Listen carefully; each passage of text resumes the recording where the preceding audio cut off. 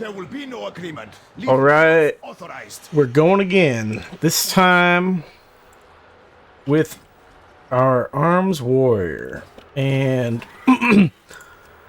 I've decided to start off with the dungeon to make sure I'm not running a group with overgeared people. But my guy is overgeared for this, so I need to bring our item level down a bit here.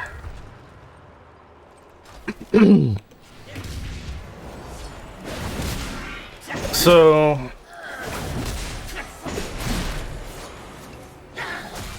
the arms warrior in BFA played a bit different, and the main thing is well,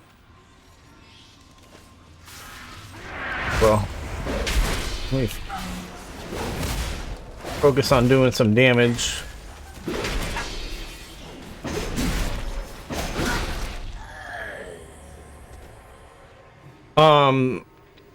So the main thing was mastery. There's this deep wounds thing where in BFA it was just a damage over time thing, but it did a lot of damage over time. It would end up being like 30% or so of your total damage in a dungeon. I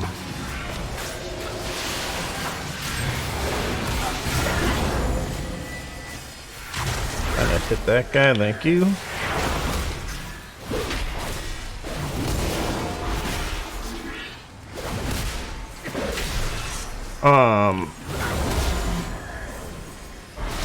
So yeah, they changed it for Shadowlands.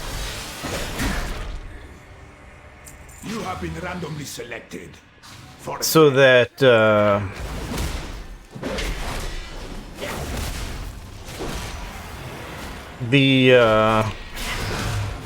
there's less damage over time on the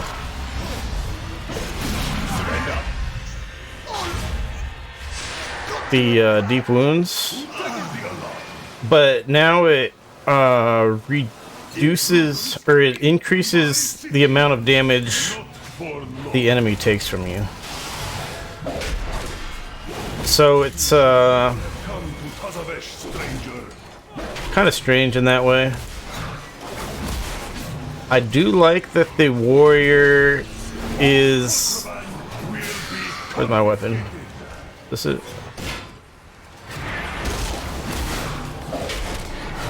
Boss mechanics.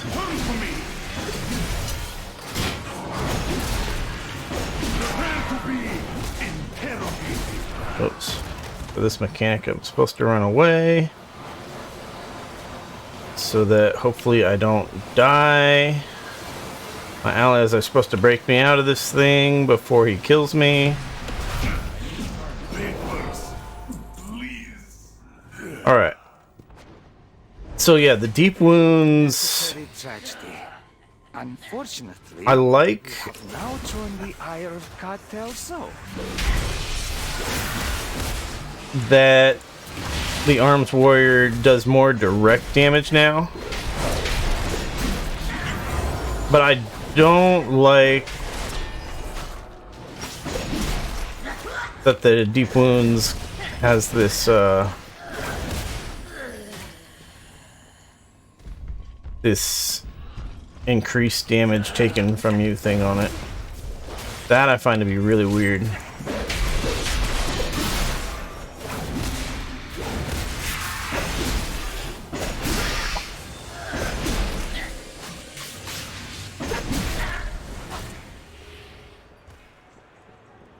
Yeah, so what you're gonna end up seeing here is Execute's gonna probably end up being my top damage.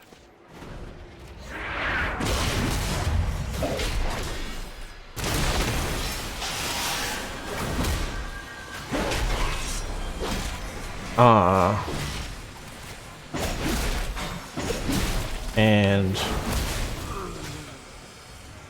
Well, I do like seeing big crits. I think execute ends up being a little too much of the warrior's damage now. Please don't hurt me. Why is our take not getting this guy? Thank you.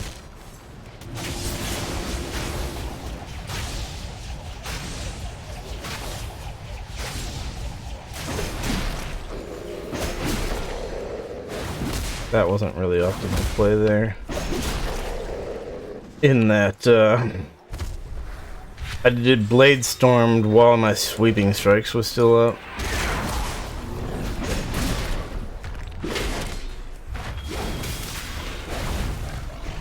So, we'll talk more about rotation stuff after the dungeon. But for now...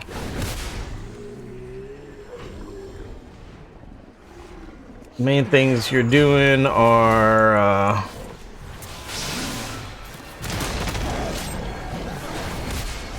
your sweeping strikes, and then lots of executes.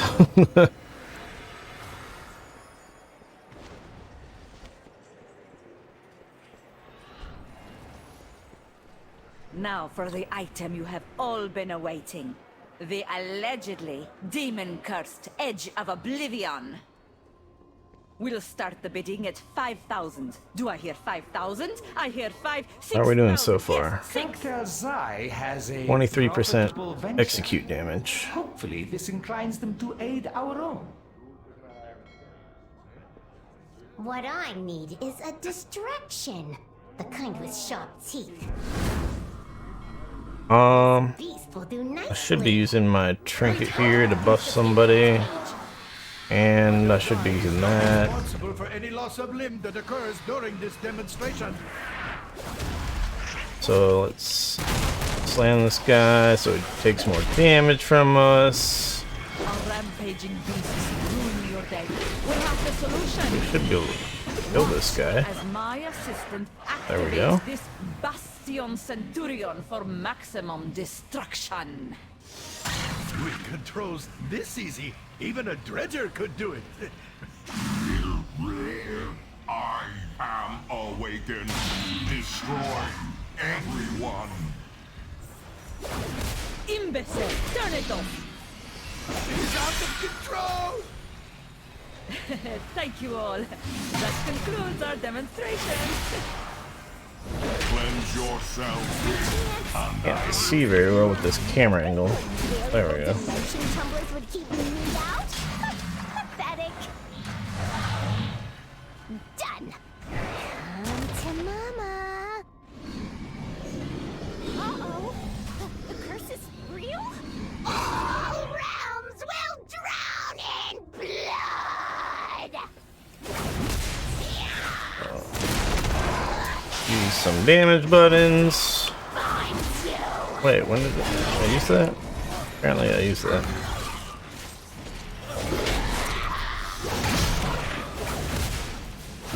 Alright, execute time. Smash that execute button as much as possible. You saved our menagerie. Well, And we got a ring, what is left of it. which I don't really A need. simple matter. In return, we ask only for Katel'Zai's signature. Our signature is a fair trade, especially if it results in your departure.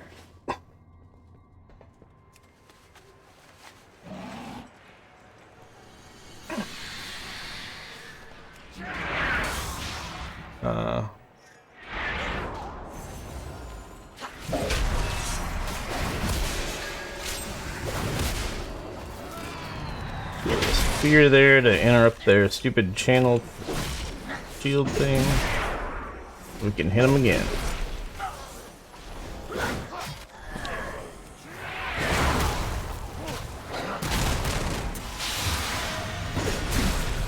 Hopefully he doesn't move in on me. Thank you.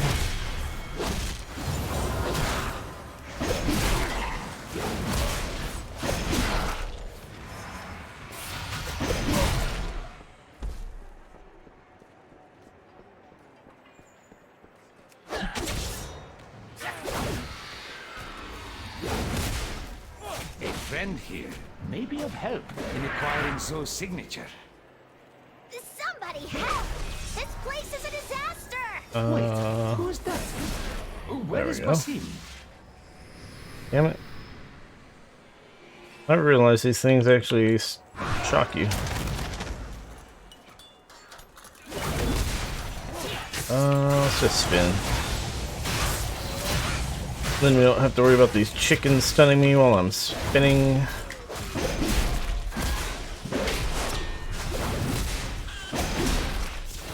I want to be over here doing more AoE damage.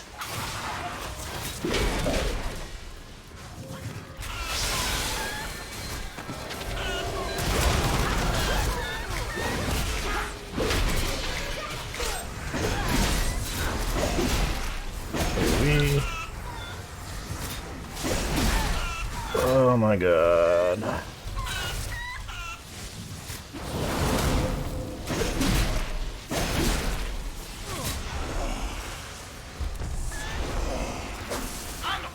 Bring the boss here. Bud. The orb thing gives you a haste buff.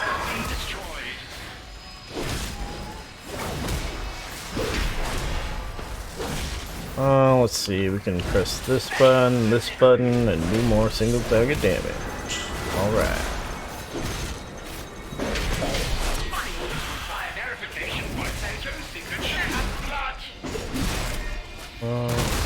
This is supposed to be a group soap mechanic.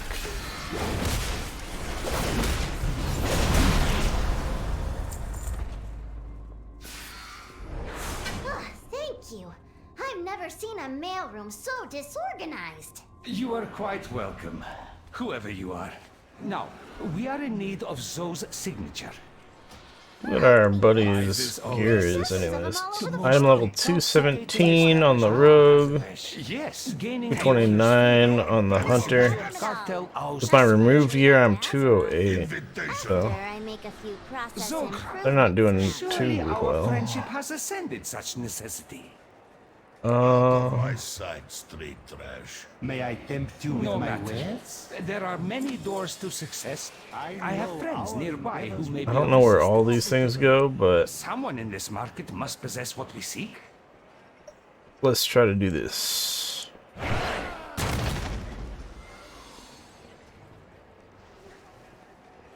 Feel like this is where this bread would May I go. tempt you with my wares? You struck a hard bargain.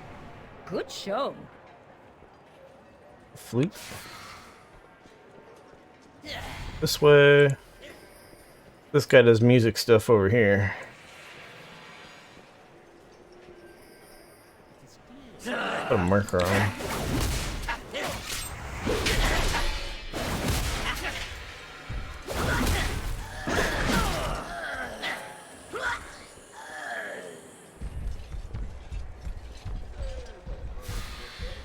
Where's my fucking teammate?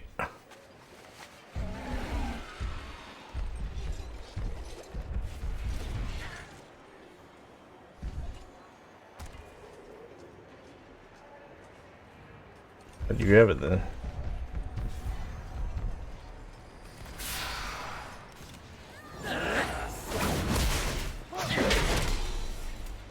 Music guy is near the club.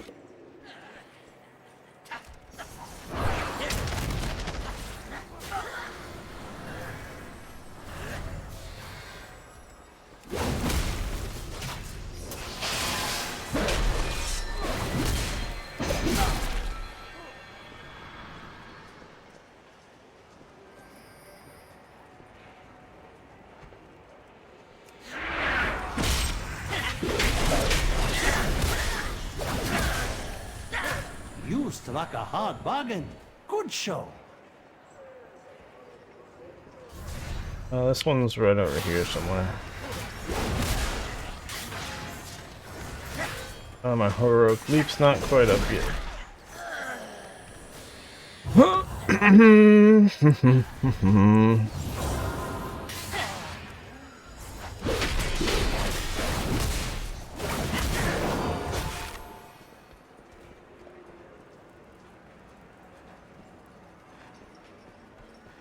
Am I slowed by static cling?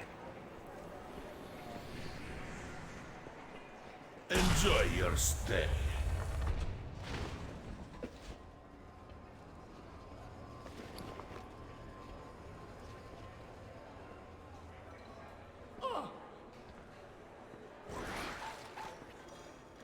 You call that music?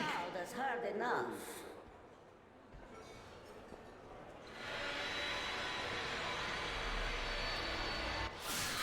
All right.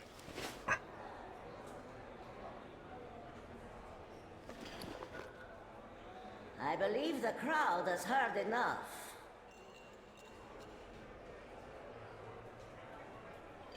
Oh, Misa, it is a pleasure. My friends and I are here to... Ah, the next band has More arrived. entertainment! Please, take the stage. And remember, I am quite generous with those who manage to entertain. Our path reveals Yeah. perform well. Getting all distracted by all the Ours. stuff going on. Let's see. We're grabbing a musical instrument and yeah. Still we have so far execute is still twice as much damage as anything else. Grab your instrument, dude. Next musical act. This minigame is really bad. You start in a spot and then it sends you out somewhere, but it always sends you back to the spot that you came from. So it's too predictable. Let's just spin to win here.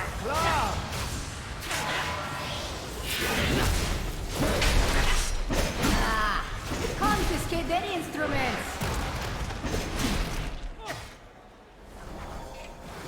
Easy, all of you. This is not that kind of establishment.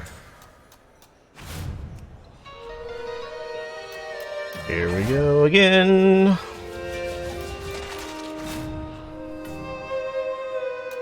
Call that music?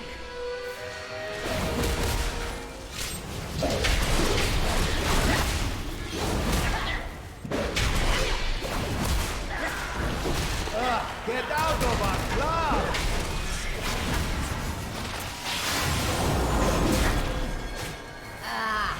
Confiscate their instruments.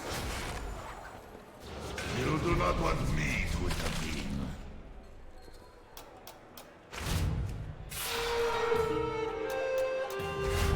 Forward and back. Forward and back. You are bad for business.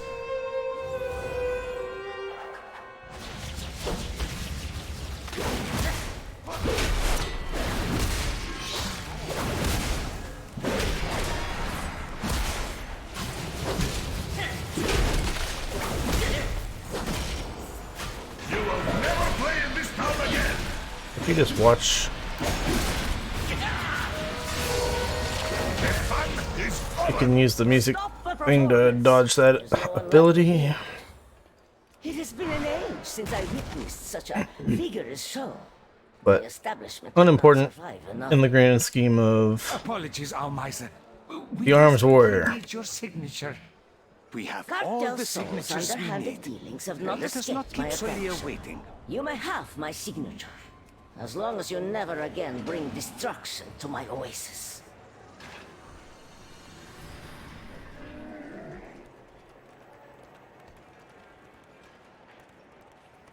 this last boss is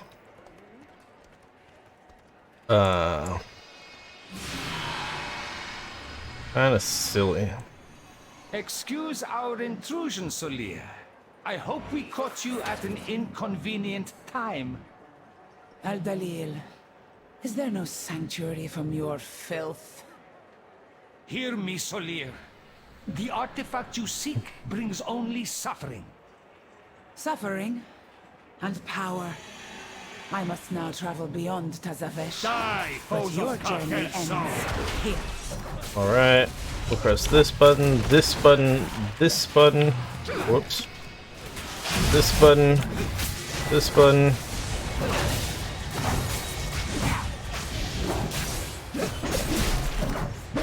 Every sun has its center.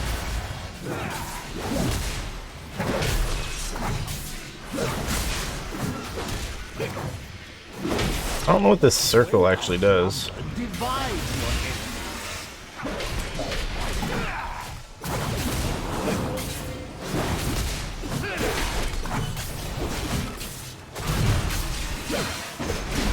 To remain still is to invite defeat. We need to find a triangle. Oh, never mind. So, we're at the spam execute part of the fight. I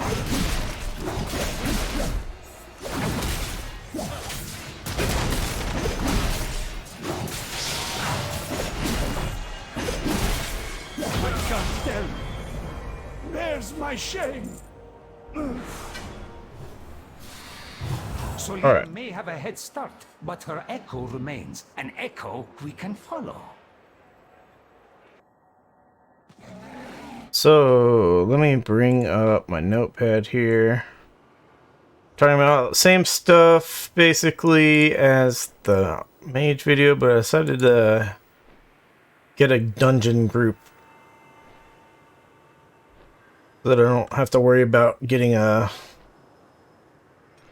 bad dungeon group where some ultra overgeared character just does all the damage. Yeah, we did the dungeon, and we have almost a quarter of our damage is execute. The next highest is Mortal Strike, which is ultimately it's because of sweeping strikes. Otherwise, Mortal Strike and Execute, for that matter, wouldn't be as high on the damage. Blade Storm helps out in those larger poles, especially.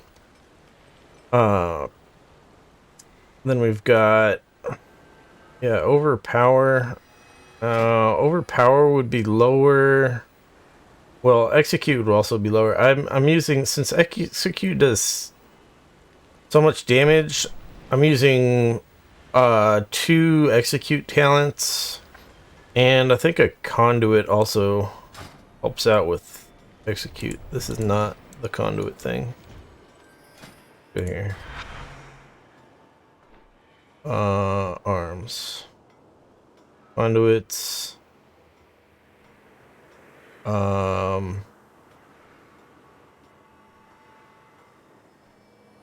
Yeah, this one. Execute increases the crit chance of Execute. So yeah, you end up getting particularly when the boss is getting in the Execute range, you just spam those Executes and the Execute damage just goes up and up and up. It's awesome. So yeah, the Execute damage is with those talents because, well, I take that shit because Execute just does so much damage. But with the Overpower, that's with this talent, which makes Overpower do some AoE damage as well. I don't think that feels great.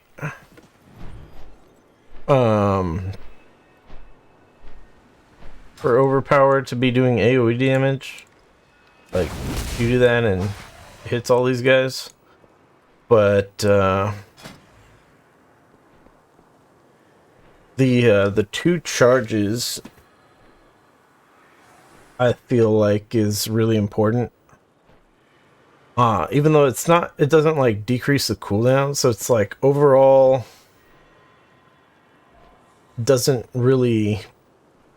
The 2 charges doesn't really help you in like a long fight of constant damage type of thing. But in in situations where you're not using overpower on cooldown, then the 2 charges helps out a lot. So I feel like that part's important for overpower. The AoE damage definitely helps, but I'd really rather that just didn't have AoE damage on it.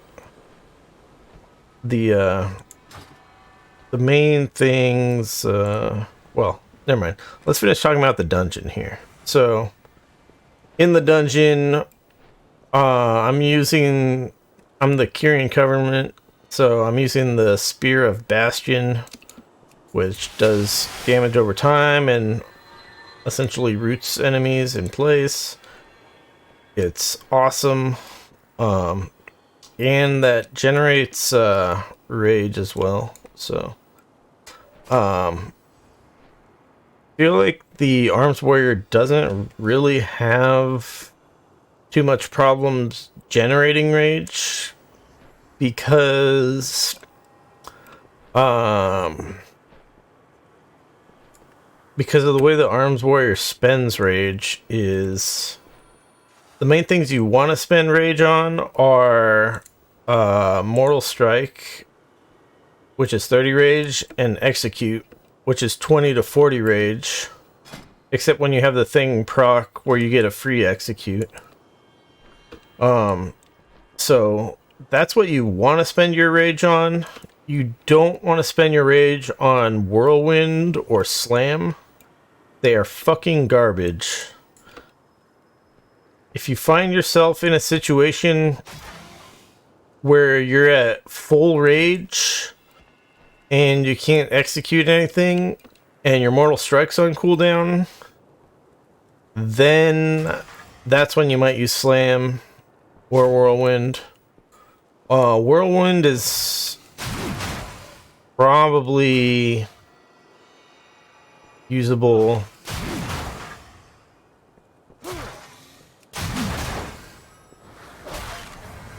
in when there's 5 targets like this. It's probably better than Mortal Strike if you don't have Sweeping Strikes up.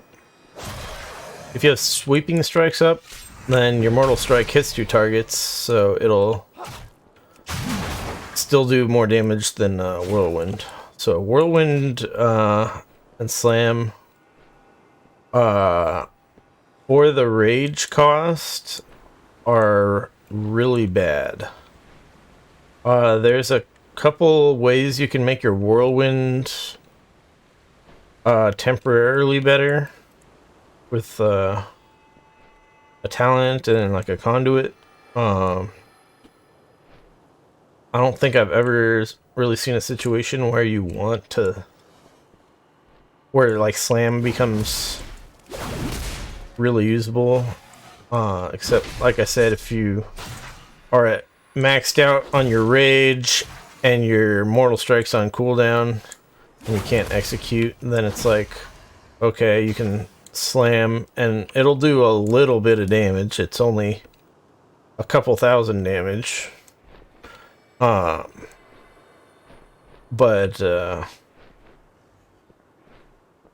yeah, it's Mortal Strike is something like 50% better for rage. 50% more damage per rage. And that's without any of the overpower buff on it, because the overpower makes your Mortal Strike do more damage. And it's also not taking into effect that Mortal Strike reduces the healing of taken by the enemy in those situations where that's relevant, but also Mortal Strike applies the deep wounds, and Slam does not. So yeah, there's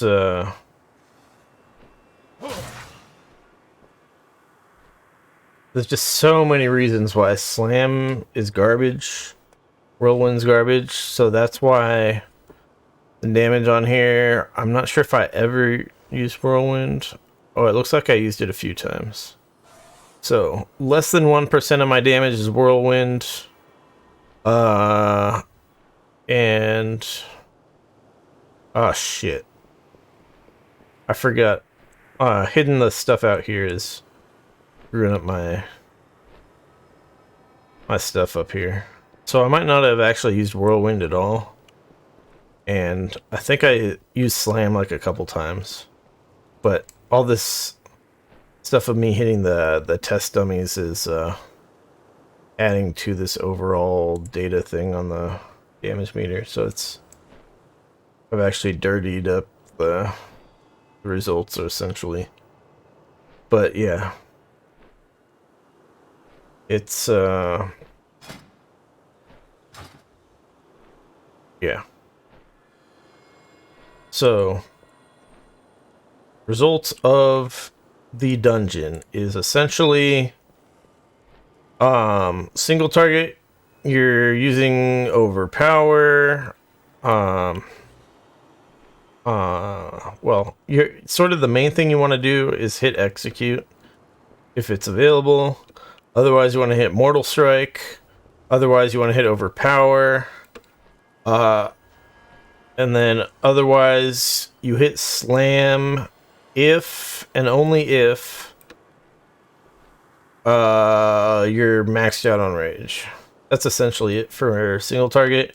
You'll use like for boss fights and stuff, you're gonna be using your Warbreaker, or I forget what's this called without Warbreaker, Colossus Smash. You'll be using that, of course, to make the boss take more damage. You can use Avatar or whatever else, like your Trinket, so that you do more damage. And use your covering ability. But yeah.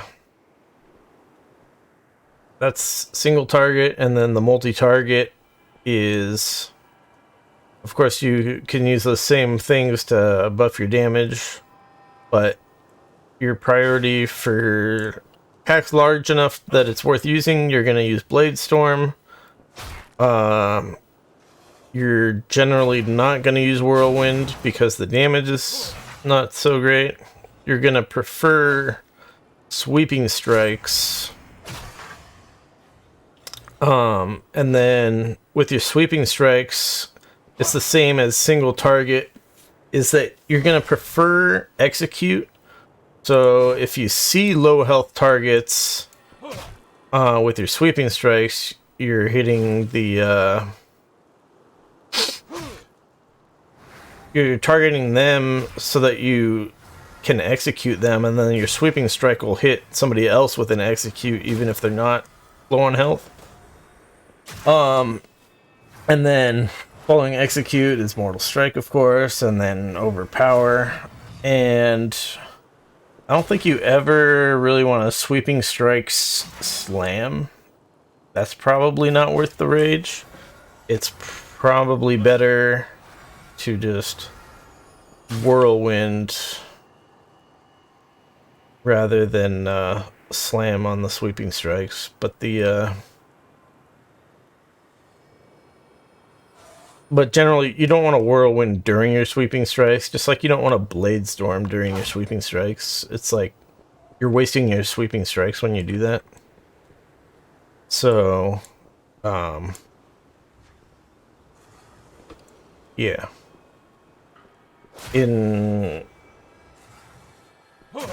Yeah.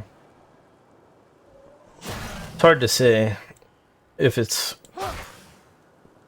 at the bottom cases, if it's better to Whirlwind if your main abilities aren't available for the Sweeping Strikes or not.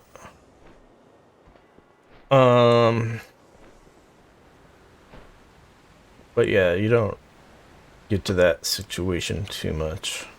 So usually once you've Mortal Strike and you've got like a couple of procs on your execute, then things start getting low enough that you can just execute them and you don't have to worry about Whirlwind anymore.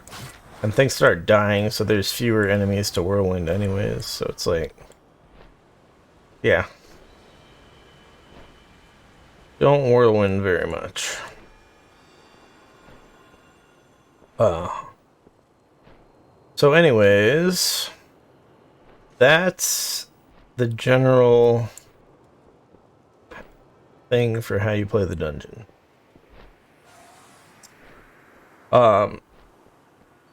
So yeah, like I said, compared to BFA, the Deep Wounds Mastery, BFA, the damage of Deep Wounds was like 5 times more damage over time. But now they took the damage over time stuff out of that, and they made you deal in this case for me 23% more damage to the enemy based on my mastery when they have deep wounds on them, which is pretty much all the time. For boss fights, it's going to be all the time because your Mortal Strike's only on a 5-second cooldown, while the deep wounds lasts 12 seconds. So pretty much all the time.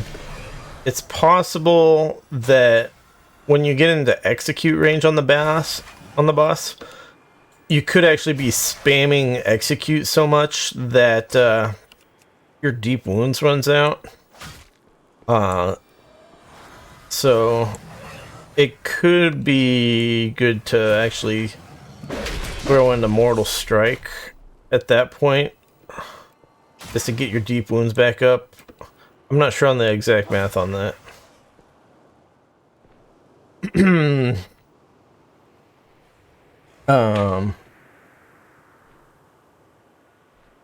But yeah, in multi-target situations, your Blade Storm will put deep wounds on everything. But if it's not up for that pull, then your Sweeping Strikes, Mortal Strikes, will put deep wounds on multiple targets. But it generally won't be all the targets, so your executes will end up doing well, overall, basically you won't have deep wounds up on all the targets all the time for multi-target situations. So yeah, it's definitely a bit different from BFA. But yeah, let's talk about some of this other stuff. Purpose of this video stuff, that's essentially we're talking about how the Arms Warrior plays and feels here at the end of Shadowlands.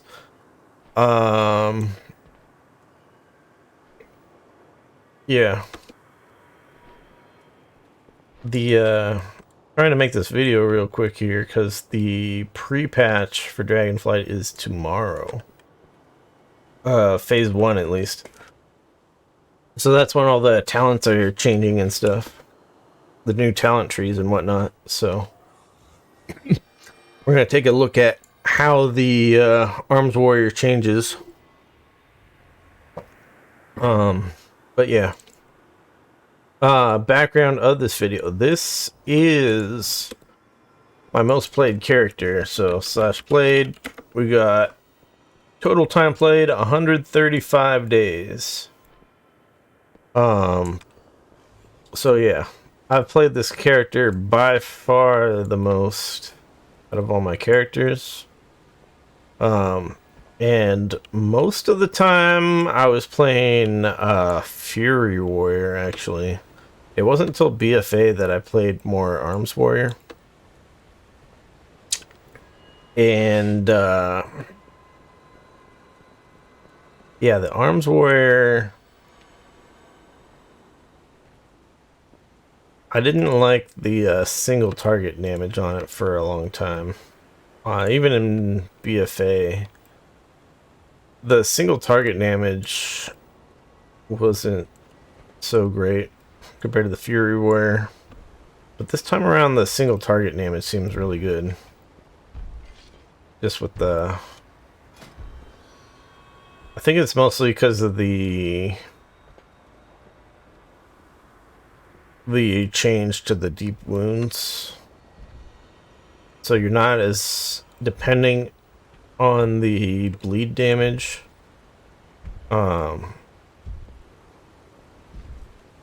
Because the bleed damage, it was like, okay, you just bleed as many targets as you can for the trash packs, and then you do lots of blue damage, but your boss damage kind of sucked. Whereas the Fury Warrior can do good AoE damage, but also good single target damage. So yeah. But I'm getting off track here. So yeah. That's sort of the background, is that yeah, I've played this character a lot, and but more recently is when I've been playing ARMS, and so I felt like it's been feeling better than Fury to me, but maybe I just haven't played the Fury enough with the current iteration of it. But yeah, ARMS is great. But yeah, let's talk about this stuff, which I sort of already talked about. Single target rotation.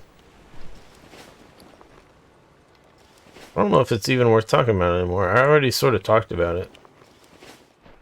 Single target rotation and AoE rotation. Yeah. I'll just essentially, I talked about that right after the dungeon anyways, so let's, whoops. Whoops, I screwed something up. Uh-oh. Anyways, whatever. Yeah, we talked about the main stuff. Let's talk about the other stuff the warrior, the ARMS warrior has, besides your main damage dealing buttons. So you have hamstring, so you can slow an enemy, which these days is something you pretty much never do in PvE. You just do it in PvP. You could Piercing Howl, which is an AoE slow, in situations where if the tank needs to kite some enemies because the enemies are doing too much damage. So that could be pretty useful. Rallying Cry gives everybody in your party or raid some extra health. I'm pretty much don't press this button. You really should, if you know that some boss mechanic's about to happen that's gonna do a whole bunch of damage to everybody. But it just sort of slips my mind, so I don't really press that. Die by the sword is pretty awesome. Reduces all damage you take by 30%, but more, well, sometimes more importantly, gives you a 100% parry chance. So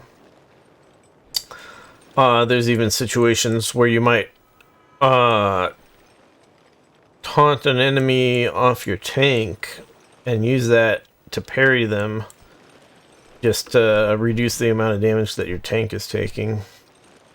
So it's yeah. I definitely don't press it very much, but it's a very powerful thing. Way better than what the Fury Warrior gets for defensives. Now, let's see. We got Heroic Throw, which I need to get closer. this doesn't do much. Just kind of aggroes something. You got Shattering Throw, which I don't know what use this really has in PvE. It's like designed, I think, more for PvP, for breaking things like the Mage Ice Block and the Paladin Bubble, those immunity type things. So yeah, it's a very strange ability. I feel like they need to work on that. It's definitely a useful button in very niche circumstances, but it just kind of clogs up my action bars more than I want. Because really, I would like to put things like Disarm and Sharpen Blade on my action bars, and then it's like, oh no, I don't have enough buttons for all this. So yeah, the Shattering Throw, not so great. Certainly in PvE, for PvP, sorry, I could definitely remove, like, Taunt, probably. I don't know if Taunt actually does in PvE these days. Because I've not been PvPing lately, because without PvP, like, scaling stuff to make you not get shit on by players in better gear, it's just not worth my time. So yeah, let's see. Charge is good. The cooldown feels forever. So I'd really love it if they decrease the cooldown on that to like 15 seconds. There's a talent to make charge better, but for PvE, I feel like you've gotta go for either this self-heal part, or you go for the Storm Bolt to stun enemies. And for PvP, it feels like you really should have Storm Bolt, so it's really hard to justify ever using the charge talent. So I feel like it should be better baseline. And then Heroic Leap.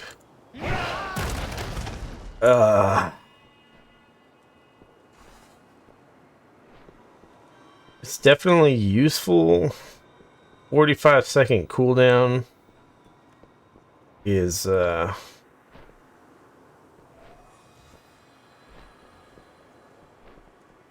yeah, kind of painful. The yeah, you really have to make sure you don't waste it, essentially. If you end up needing it and it's on cooldown still, then it's like, oh damn, that sucks. Intimidating Shout, the AoE fear thing, it's good. A minute and a half cooldown. maybe feels a little long. But I don't really press it that much. In general, PvE, you don't need to CC things with a fear. You need to CC things with a stun sometimes. But the fear, really you want to everyone just doing massive AoE stuff to AoE things down type of thing. So the fear just gets broken in those situations. You can use it to like interrupt spell casts. So, and also you generally don't want the enemies like running in all different directions when you're trying to AoE them. So even if the fear didn't get broken by the damage, then it can be problematic. So, yeah, niche in those PvE circumstances. What a good ability to have. Spell reflection is I don't know. It's been around forever, like since Burning Crusade, I think. For the warrior, I think you had to weapon swap it back then. Like you had a thing where you swap to like a sword and a shield type of thing so that you could use the ability, and you like set up macros for it, if I recall correctly. So I don't know.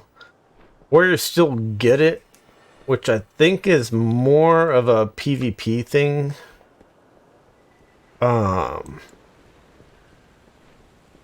I'm just not really a fan of it though. Like conceptually. Seems like more like something like a paladin would have or something than a warrior. But especially that it doesn't require you to have a shield. Just like that part really bothers me. So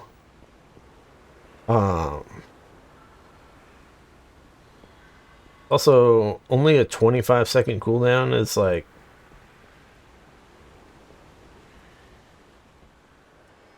it just seems kind of out of place to me. I wish the warrior just had like better mobility or something than a spell reflect. Let's see. That's almost everything. We've got this thing which breaks fears, which is useful in some circumstances. It also breaks a couple other things which are uncommon, but it is a pleasant surprise when you're like, oh, I can just break out of that. And then after BFA for Shadowlands, they gave Ignore Pain on all the warrior specs instead of just Prot Warrior. That gives you damage absorption stuff. So you don't really want to have to press this button because it's 40 rage, which could go towards a big juicy execute. And the damage absorbed is really not that much in the grand scheme of things. Like this is like 15% of my health or something. It's really not that much considering it's 40 rage. If you compare it to like the self-healing that that a hybrid class can do, for example.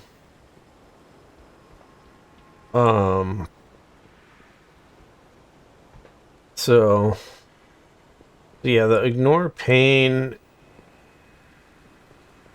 it's like there's some big raid ability and you're like, you know, you're about to take a bunch of damage and you can't currently be hitting the boss, and you know your healers are gonna need help and that kind of stuff. Then you might hit ignore pain.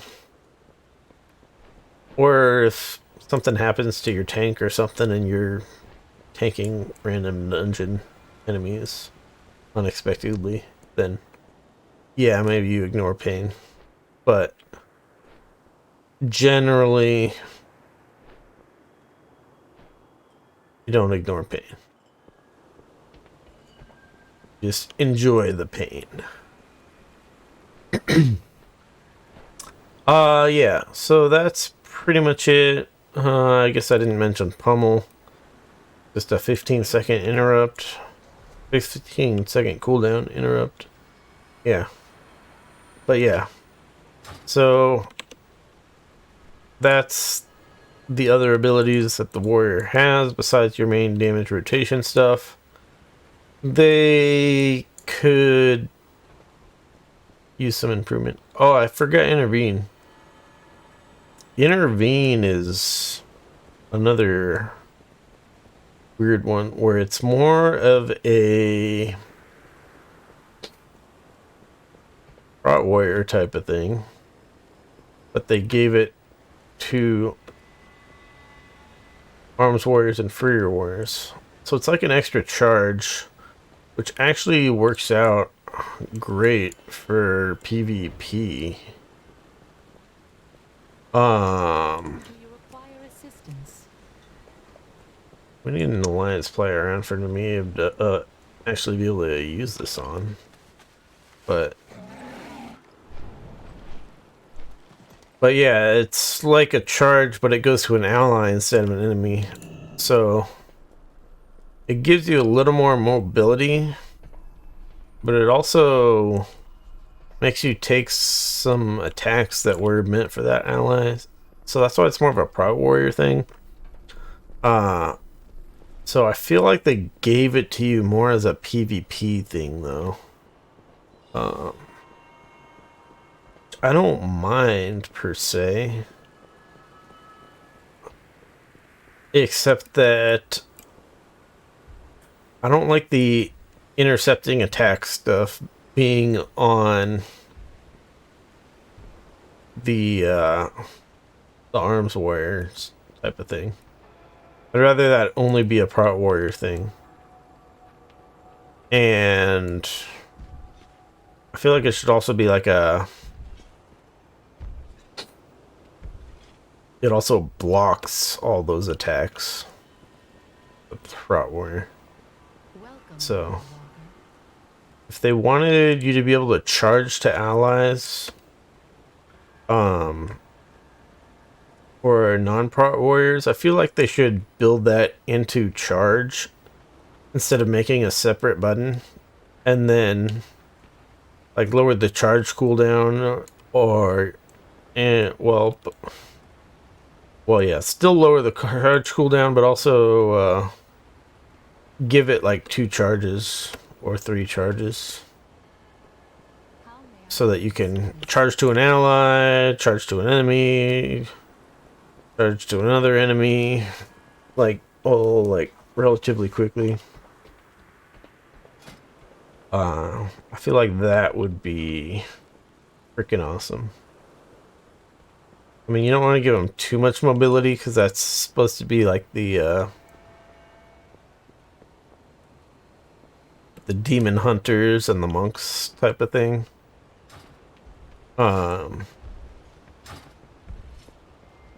But yeah, I'd rather charge was better than have this AoE.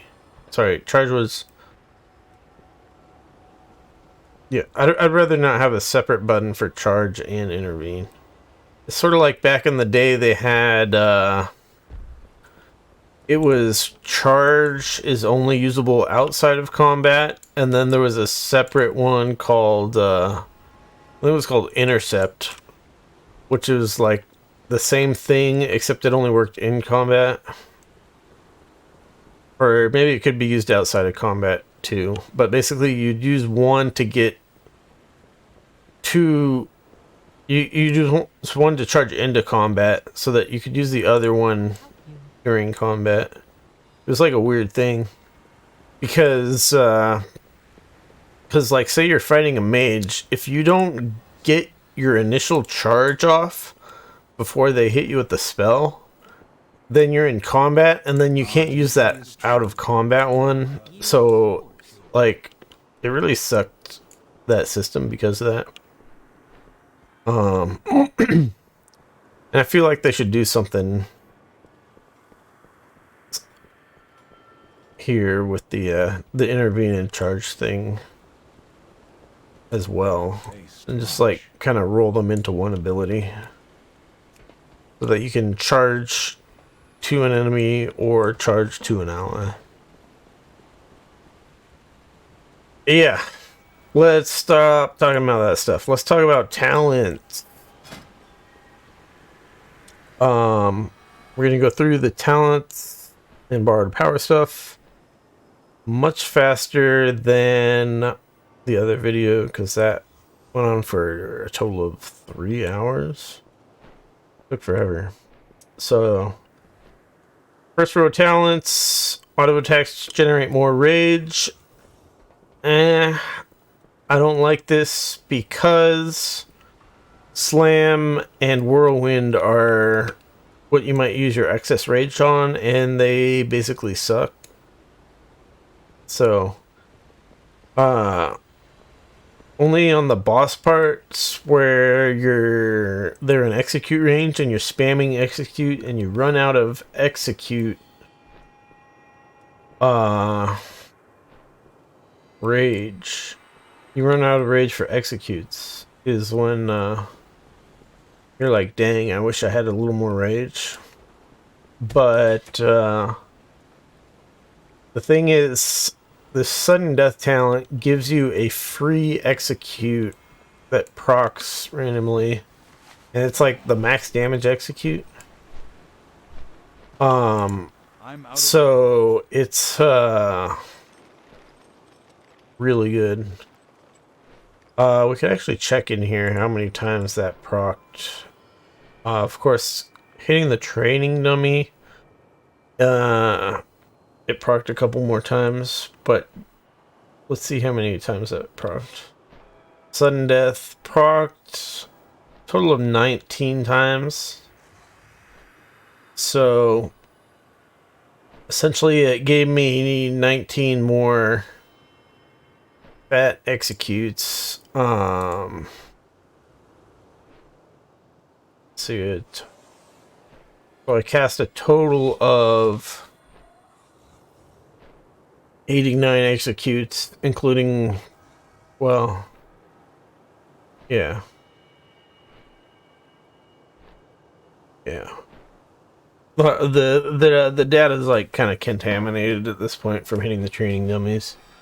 But yeah, it's pretty much, it's a significant amount more executes. So I feel like this is the best talent here.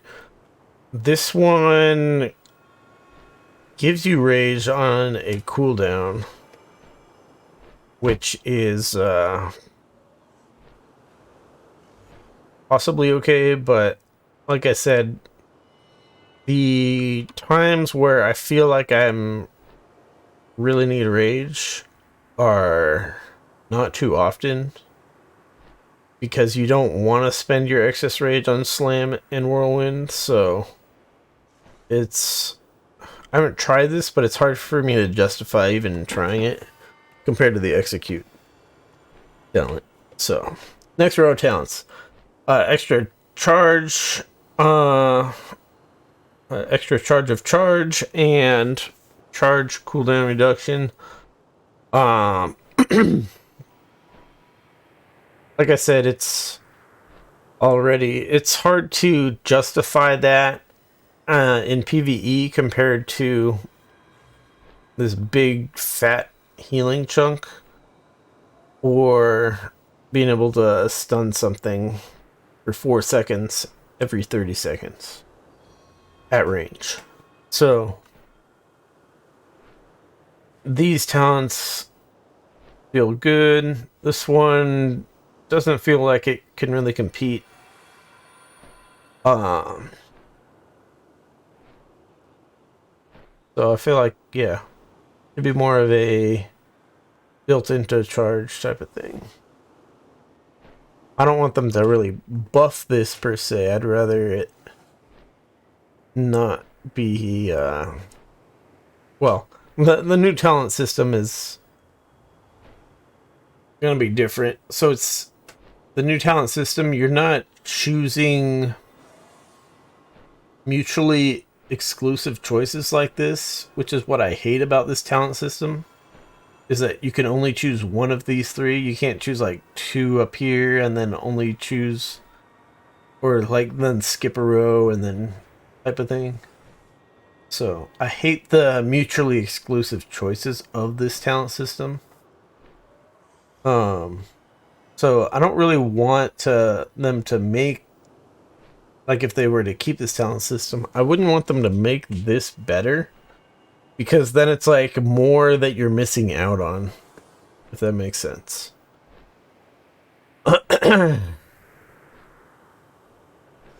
So yeah.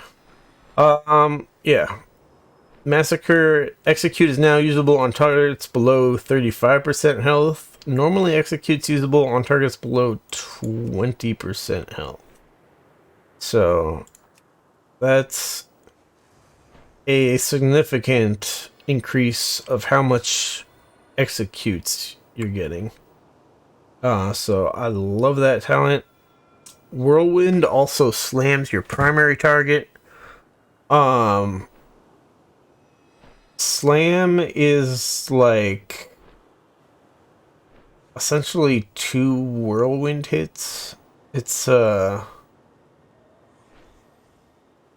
don't know, like say you have 5 targets, you're whirlwinding for a total of 5,000 damage. If you take that talent, then your whirlwind is going to do 2,000 more damage, which is, compared to 5,000 damage, that's 40% more damage of your whirlwind, basically, in a 5 target situation. So it's like maybe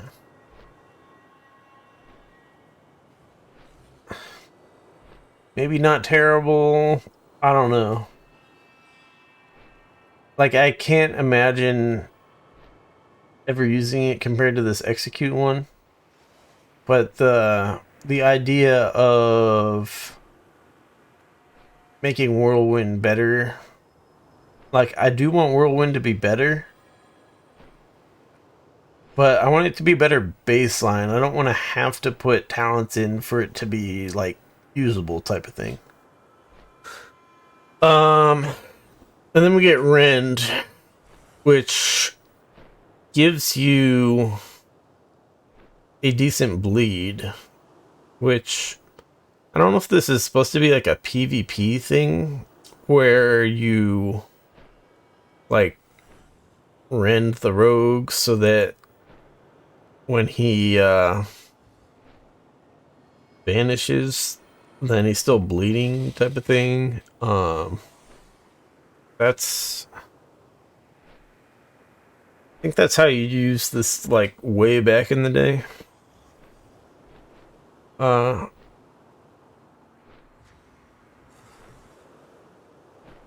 didn't play WoW, especially not PvP, during every era of World of Warcraft, but yeah, I think Rend is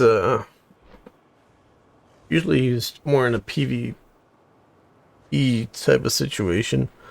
just against those stealth guys is the way it works here in this iteration is it costs 30 rage, and it's a total of 3,800 damage. There's no cooldown on it. It increases the crit damage you deal to the enemy, so it's it'll make your other stuff do a little more damage, but overall it's not really better than Mortal Strike. Like 15 seconds of bleed duration is just, for the trash packs in a dungeon, is too long. You're not gonna get that full duration in most situations. And then of course in a single target situation you're only gonna use this once every 15 seconds. So I don't feel like it really has a good use case in PvE. So I do like the idea of big bleed damage, but this is not big enough bleed damage to really be worth taking, I think. So yeah. This row, let's see, we've got Second Wind, which just passively heals you. Let's see how much healing I did over that dungeon. We've got a Conduit doing top healing. We've got Impending Victory, which is the Victory Rush replacement talent thing, which did 50k healing for me. Use that, like I said, since it's 40% of your health, it's it can really save you at those parts where you get low on health and your healer's not able to keep up with all the incoming damage. Let's see, and then Second Wind is 48k healing. So when you haven't taken damage in the last 5 seconds, you restore 6% health every second. So yeah, it's sometimes useful, but when you have damage over time stuff happening, or like in a raid and then there's something that does like a wave of damage every 3 seconds or something, it's then you don't get any use out of this. So I wish this worked a little differently, because it's sort of not reliable, but overall it does do a decent amount of healing to you.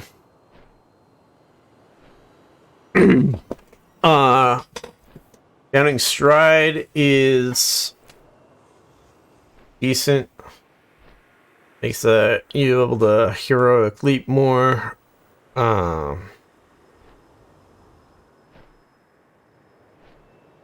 And Defensive Stance reduces the damage you take, but also the damage you deal.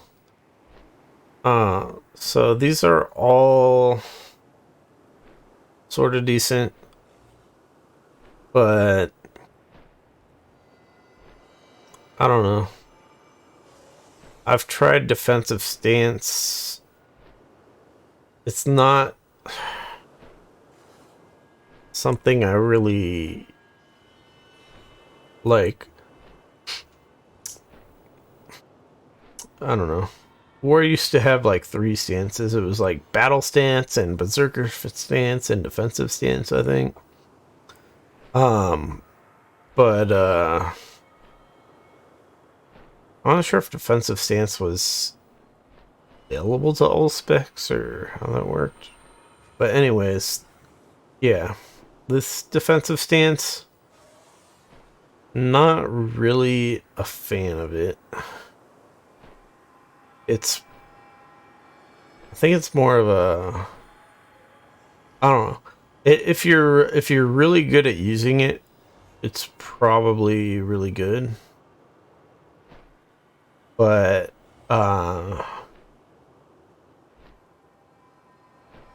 feel like general dungeons, it's you don't get as much use out of it because you don't really have as many situations where you know you're about to take a bunch of damage. So yeah, I don't know. Not really a fan of it, but maybe it's better for different content than what I do. Let's see. Next row talents, collateral damage. When Sweeping Strikes ends, your next Whirlwind does a bunch of increased damage for each thing you did during Sweeping Strikes. I hate this talent because this is another excuse for Blizzard to make the base Whirlwind shit. So if this didn't exist, the base Whirlwind could be better. But because this exists, if they made the base Whirlwind better, then this would be like overpowered essentially. So I don't like this.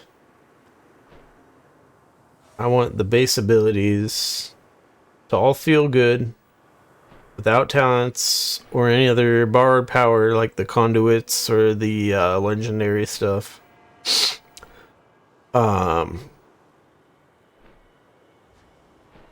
So similar with the Whirlwind also slams your primary target. Just make the default Whirlwind like 50% more damage or 100% more damage. Let's see. Warbreaker. What is this? Oh yeah. So this is the AoE Colossus Smash. So I really like this one. So not only is it AoE increased damage taken by enemies that get hit by it, but it's also a significant amount of AoE damage in itself. So you see there, the hit from that Warbreaker did 5 times 2,500 damage. So that's more than 2 whirlwinds of damage. It's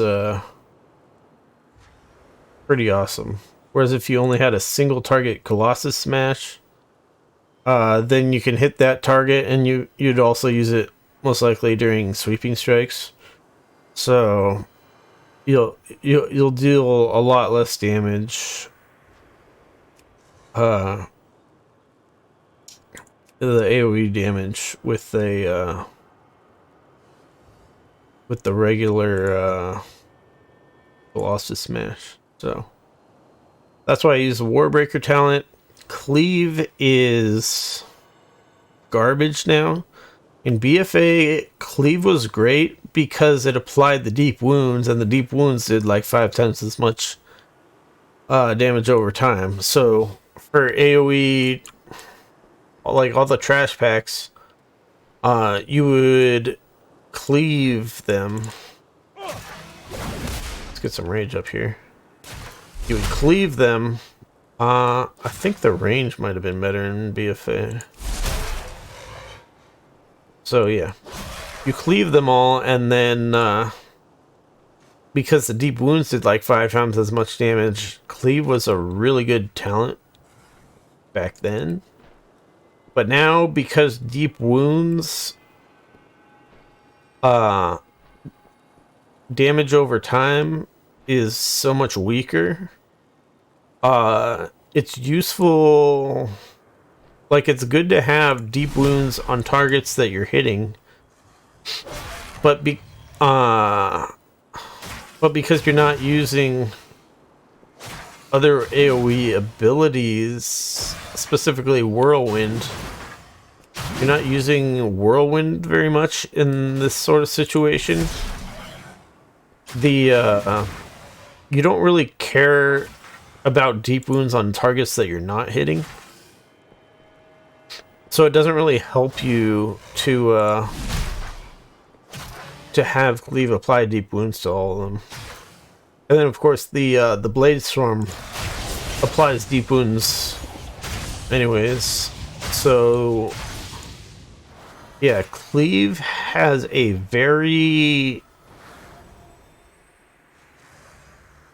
bad use case. It's a terrible talent currently. I liked it so much in BFA, and they just destroyed Cleave with the deep wounds change. Let's see. Next row of talents in for the kill. Colossus Smash increases your haste. Or Warbreaker increases your haste. It's not bad. I already have a good amount of haste on my gear. This is without my other stuff, which has some haste on it also. Haste on my shoulders and helmet. So, currently I have quite a bit of haste. Or at least it feels like quite a bit of haste. It's my highest stat, I think. Actually, maybe let's put all my gear back on. Get out of combat. Yeah, it's my highest stat, so I don't feel like I need more haste. Sometimes I feel like I have too much haste, and it'd be better to have more crit. The mastery, I'm not really sure exactly how good it is. But yeah, I don't really feel like this is all that great. Also, because it's only 10 seconds. So on your 45-second cooldown, you got 10 seconds of 10% haste. Compared to Avatar, gives you 20% extra damage for 20 seconds on a 1.5 minute cooldown. Which, I don't know if that... Yeah, it's, yeah. I think Avatar is better.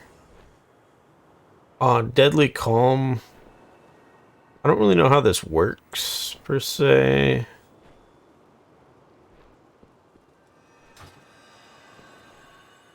When it comes to Execute specifically, because it reduces the rage cost of your next 4 abilities, but the Execute damage is supposed to be based on the rage spent. So if you don't spend rage, I don't know how that really works for Execute. These stupid target dummies aren't in Execute health range, so I can't really test it. Here I'd have to like test it on actual mobs or something. But outside of the Execute, which you can't use all the time until the boss gets at low health type of thing. Because of that, your other main Execute or rage spender is Mortal Strike, but that's on a cooldown. So it's I don't know, this seems it seems like maybe it's an excuse to use that and then just spam whirlwinds. Which with like whirlwind also slams your primary target talent, for example. Maybe that actually makes whirlwind decent. I'm not entirely sure. But I feel like the safe choice is definitely Avatar. Oh. Alright, last row of talents. Every 20 rage you spend reduces cooldown on Warbreaker or Colossus Smash and Blade Storm by 1 second. I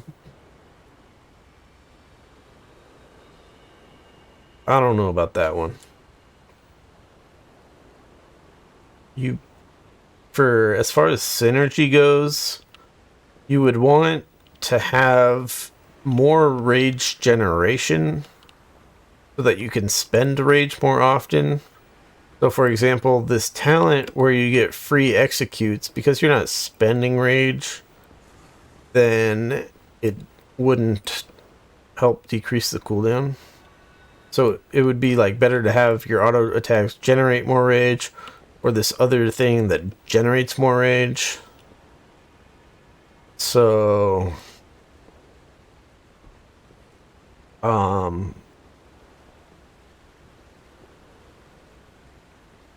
yeah, maybe that's better if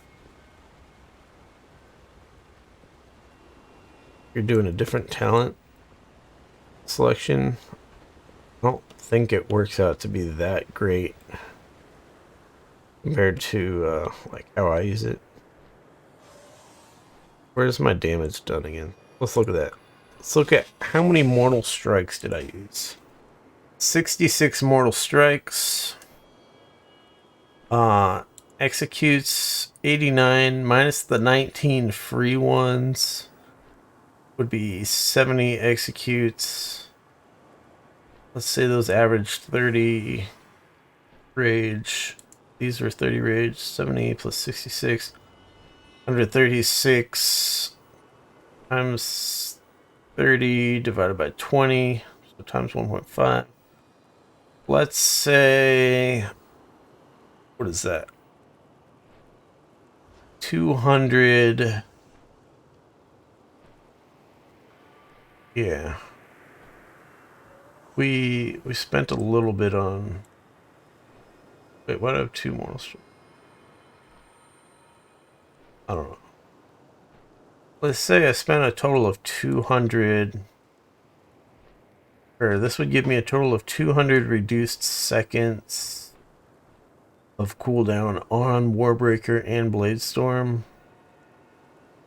But you wouldn't even get full value out of that unless they were on cooldown all the time.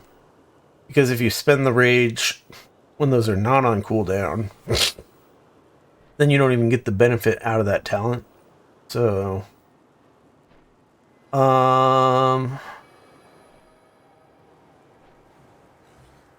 200 reduced seconds out of a 1.5 cooldown, 90 seconds.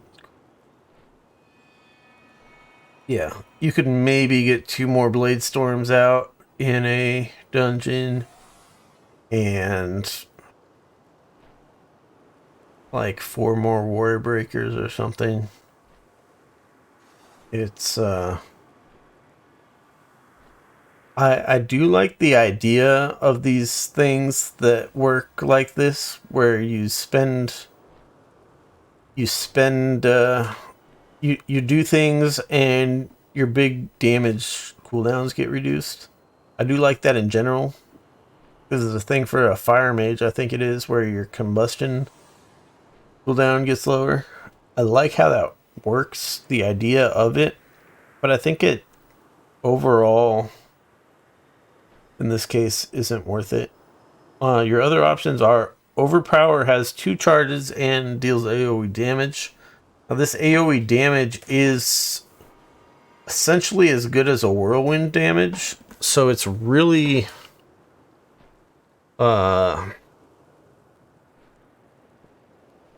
it's decent damage, but also, like I said earlier,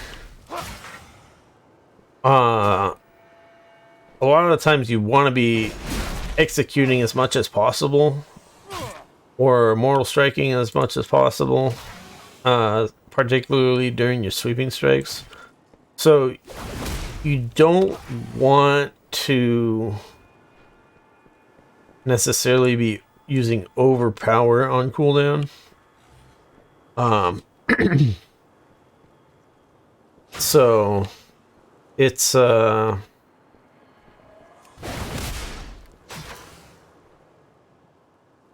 I generally don't like the idea of overpower doing AoE damage. I still just want them to make base Whirlwind better. Because it costs fucking 30 rage. So yeah. The charges of it, because you don't really want to have to use overpower on cooldown, the charges of it is important. And then Blade Storm gets replaced by Ravager. Hang on. I'll wait for this to come off cooldown. Go back to Avatar. Alright. So, Ravager replaces Blade Storm. This used to be a great thing on the Prot Warrior. Specifically in BFA on the Prot Warrior. Well, they didn't have Blade Storm, but you'd get this thing. And the Ravager would increase your parry chance by like 30% or something. So it made you like ultra tanky during that ability. It was fantastic. But I think they removed the parry chance of it.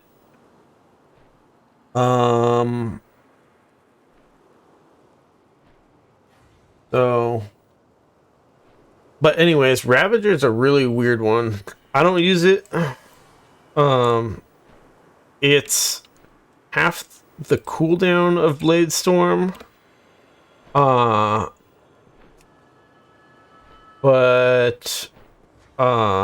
more than half the damage. It's like 2/3 the damage. So if you are using this on cooldown,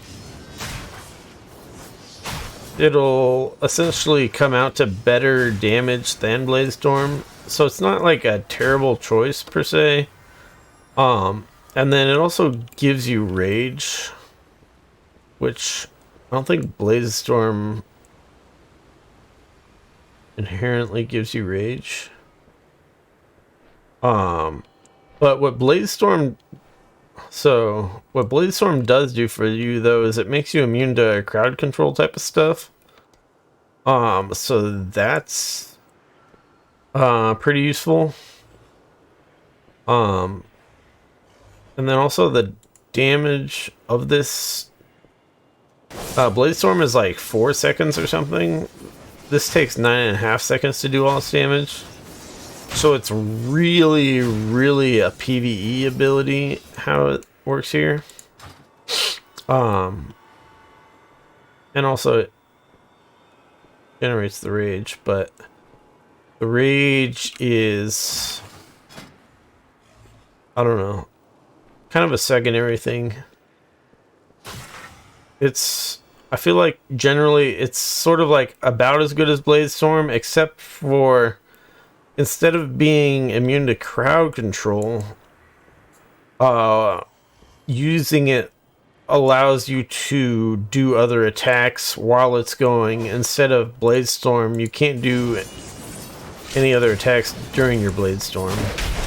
So I can get in a few more hits during this, whereas Blade Storm, I'm only doing Blade Storm for its duration. So It's not terrible, but I think Dreadnaught is probably better.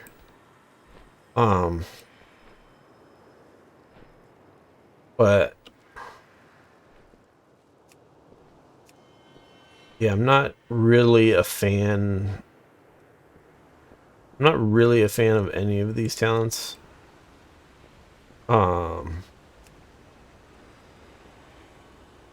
So yeah. I'm not really sure what they could do better per se. Like I said, I don't want the AoE damage on Dreadnaught. But then it doesn't really properly compete with these other ones, which are, it's supposed to be AoE damage talents, so so they'd have to like move it or something, and yeah.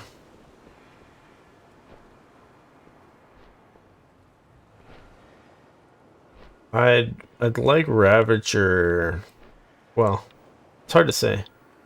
I don't really like Ravager the way it works. It takes too long to do its damage. And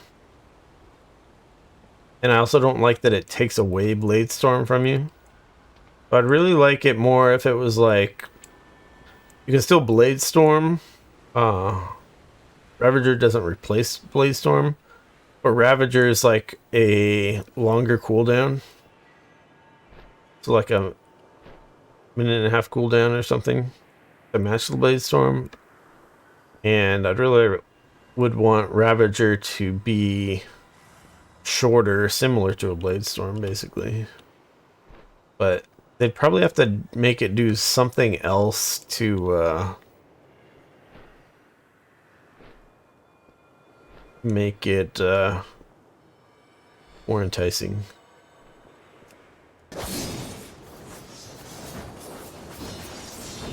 Just how long it takes to do its damage is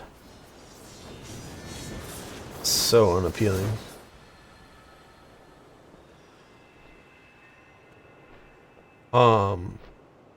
But yeah, and then the anger management is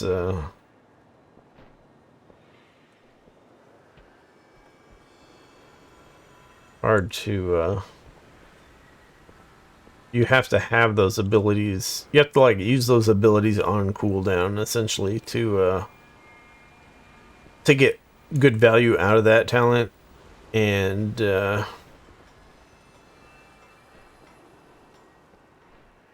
usually you want to save those abilities for when they're going to be the most impactful rather than use them on cooldown. So yeah, hard to really hard to justify that talent.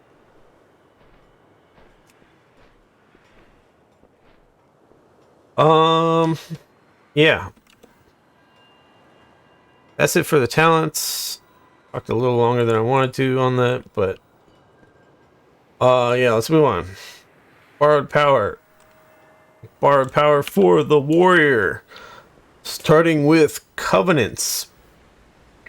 Covenants, I chose Kyrian. You get your little dude who gives you a potion which heals you a little bit and removes diseases, potions, cures, bleeds, etc. Well, I'm not gonna go into the general covenant powers really, but that's part of why I chose this covenant. And then the other one, the other part, of course, is the Spear of Bastion. Spear of Bastion is great for the warrior because, like, from a PvP perspective, your enemies can't run away while you are bladestorming them. Awesome. But yeah, I haven't really PvP'd much. I just like the idea of it more, so but it really is good damage. The Spear of Bastion was pretty decent damage as far as the damage meter went. And yeah, particularly it's just like a really good burst of damage, which works well when you're also using Warbreaker to make the enemies take more damage, and you can also use the avatar so that you deal more damage, and it just kind of all stacks up nicely with your big burst of AoE damage that the warrior can do. So yeah, there was the other Covenant abilities for the warrior. There was like a I think it was the Venthyr one, gives you a replaces execute with a similar thing, except it also can be used on enemies that have above 80% health. So it's like more execute usage, essentially. Sort of like this talent, which goes from below 20% health, becomes below 35% health for execute. So it's a similar idea where more executes is more big damage on the damage meters. It's awesome stuff. But yeah, I chose the Earring because I'd prefer to have more AoE damage and the root capability. So that's why I didn't choose that one. I don't remember what the other ones were. The Necrolords and the Night Fae. So they weren't too memorable.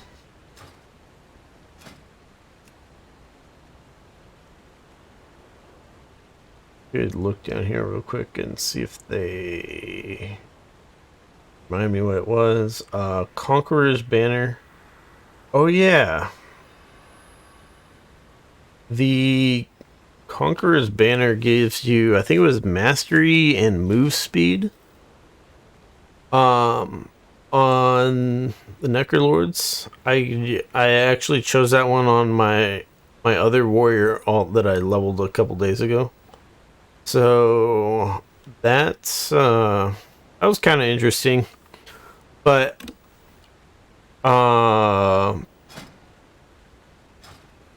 it's like a 2-minute cooldown, so it does give you with the more mastery, it gives you more damage essentially. But I didn't look really exactly. Is it like a 20% damage essentially, similar to Avatar? I didn't see what the numbers worked out to, but I think it was something like 20% damage every 2 minutes. But it also buffs your 2 of your allies, so it's like it's pretty good. But then you're losing some of your burst AoE. The Spirit Bastion gives you better as far as burst AoE. Whereas the Necrolord banner thing would probably be better for like single target.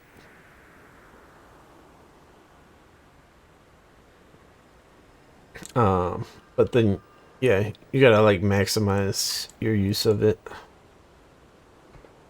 course. Night Fae, Ancient Aftershock. Was that the one that does AoE damage and like knocks enemies down or something? I think it was something like that.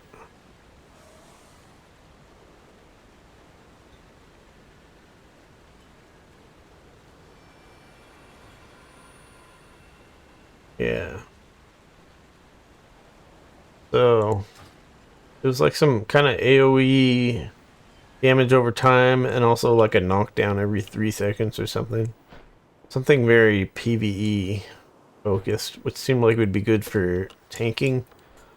Or could be good even for non-tanks, just to help the tank take less damage. But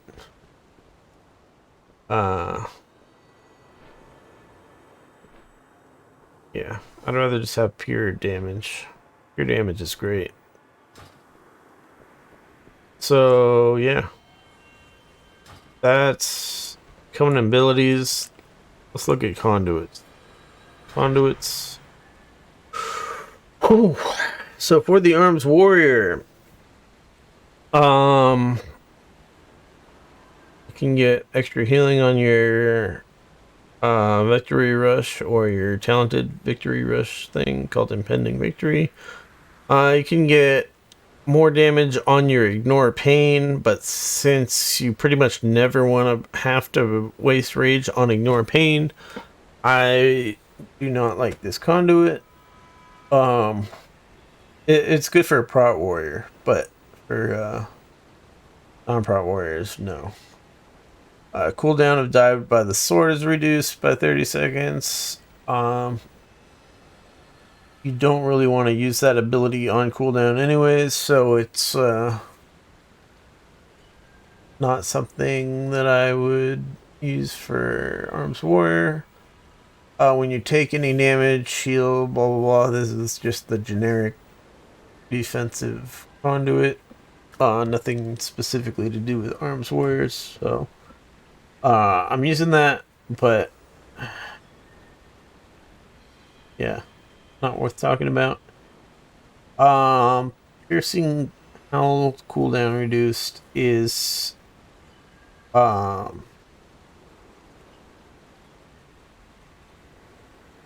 good in situations where you're actually using Piercing Howl. Like PvP is probably good. I think Piercing Howl costs rage for Fury Warriors, but for Arms Warriors, it's just a 30-second cooldown. So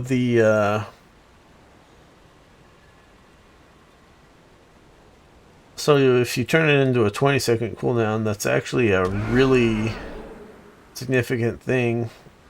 But like I said earlier, I don't really spend the time to press that button, so that's why I'm not using that conduit. Rallying cries, duration and health granted are increased, so I'm using that, but I don't really press that button either, so it doesn't really matter. But yeah, like I said, you should press that button, particularly in raids, but I don't really raid. At least not on this character. I basically only raid on healers. So this is just it's too hard to get a spot as a DPS unless you're over geared, basically. So yeah. Let's see. Cacophonous roar, intimidating shout, can take more damage before breaking. That's kind of cool. Again, I think this is more of a PvP kind of thing. PvE, like I said, you don't really intimidating shout much, and because you don't really want the enemies running all different directions. You use it more like a AoE interrupt in bad situations.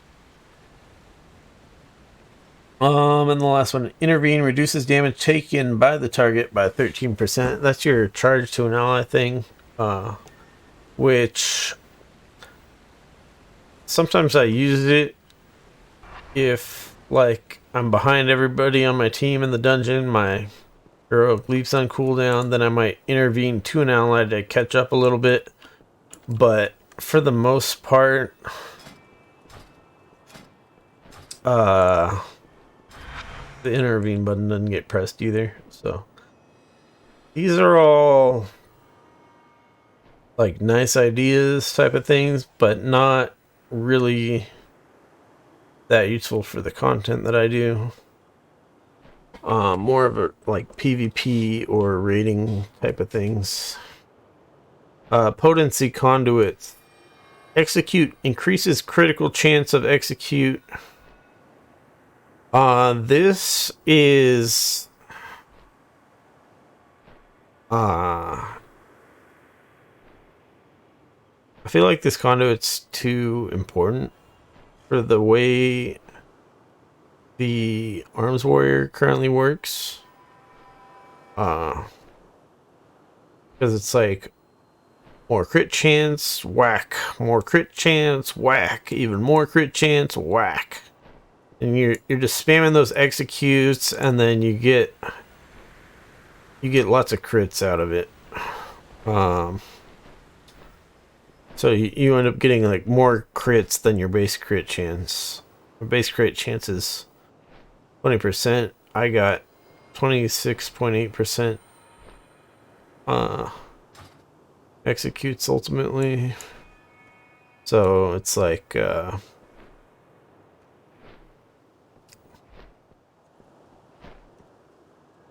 it's good, but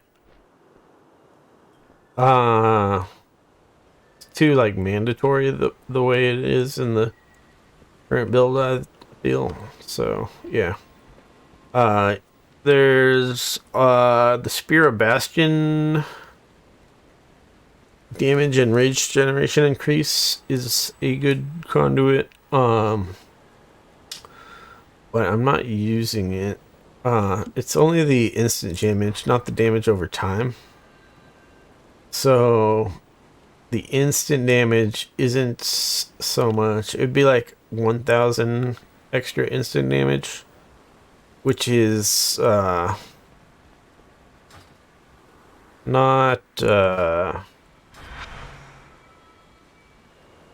a ton of extra damage. You know, it's like basically one Whirlwind's worth of damage, or one Dreadnaught talented overpowers worth of AoE damage. So yeah, not a lot of extra damage. Rage generation's okay, but gotta remember this is on a ability that's on a 1 minute cooldown, so it's like I said, the total damage of your Spirit Bastion, it worked out to like 10% or something before I screwed it all up with getting the target dummies. So it's grand scheme of things, it's not that great of a conduit. When Bladestorm ends, Whirlwind deals 180% increased damage for 9 seconds. This, to me, is mega alarm bells telling you that base Whirlwind is fucking dog shit. They gotta buff it more than 100% extra damage on this conduit.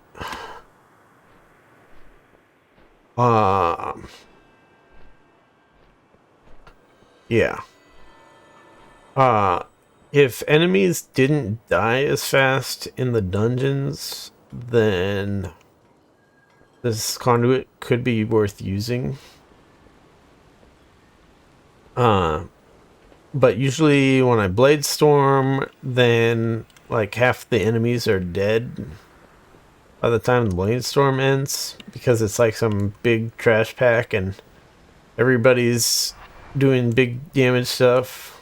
So like the way I would do it would be like a Whirlwind and a Spear of Bastion and a Bladestorm, and then like half the things are dead already.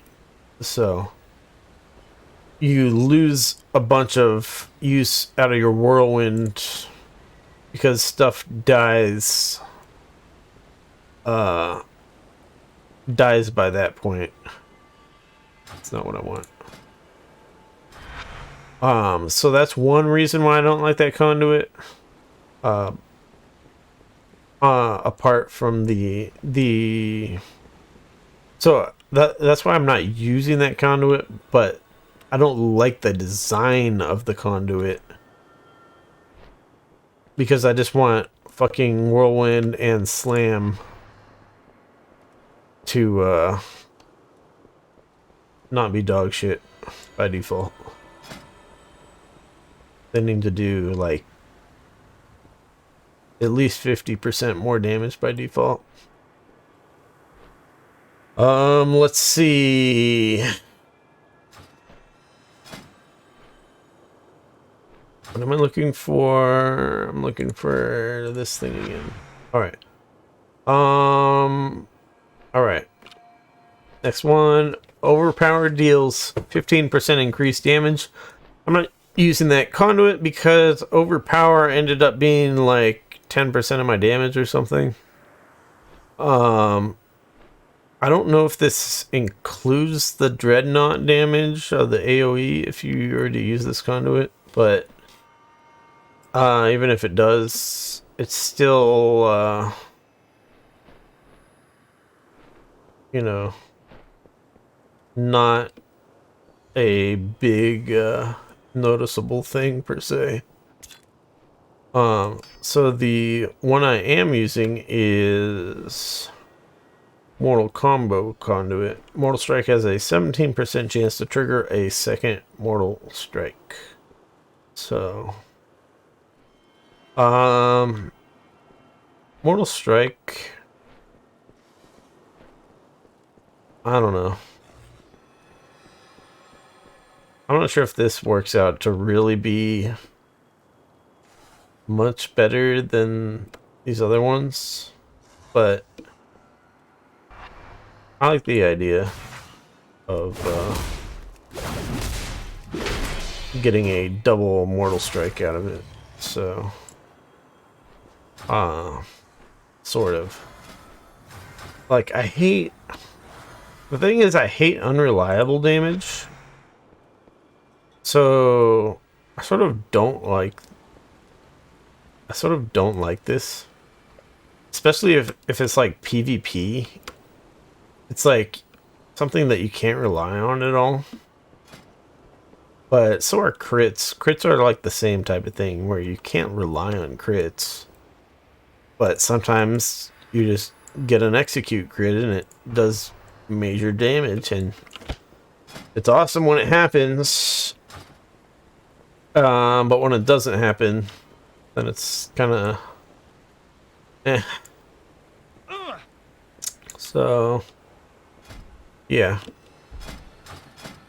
I guess I don't really like... Where's the thing I'm trying to pull up? That thing. Yeah.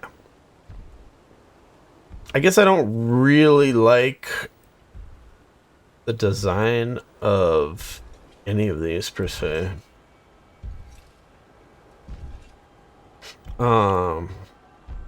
Yeah.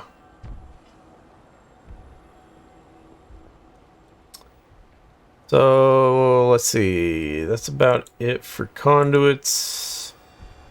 For the arms wear. Last thing to talk about is legendaries. So I did make a legendary early on in Shadowlands. It's while Bladestorm is active, you automatically cast a total of 2 Mortal Strikes at random nearby enemies. Now, overall DPS for PvE, this is trash. I chose this legendary specifically for PvP, and then it ended up being kind of shitty because the free Mortal Strikes would proc on hunter pets, so it ended up being completely useless in certain situations like that. So that part really fucking sucked. Would have been really nice if they made it only hit players when you're in PvP. But yeah, let's look at the other legendaries you could get. Mortal Strike has a chance to apply the Colossus Smash effect to your target. Colossus Smash is like, what is it, 30% increased damage? So it's that one's probably pretty good for like long-term DPS. I don't like the general unreliability of something that happens a percentage of the time, but it probably does work out to be a decent amount. But I don't like unreliable type of stuff. Your overpower has a chance to reset the cooldown of Mortal Strike and reduce the rage cost of Mortal Strike. That's pretty awesome.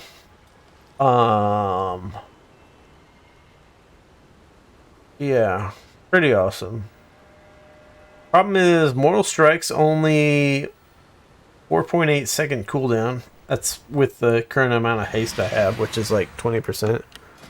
So I think base cooldown of Mortal Strike is like 6 seconds.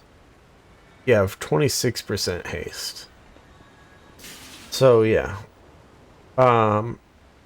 So say you Mortal Strike, then the most, because the Mortal Strike's on the global cooldown, the best you could get out of the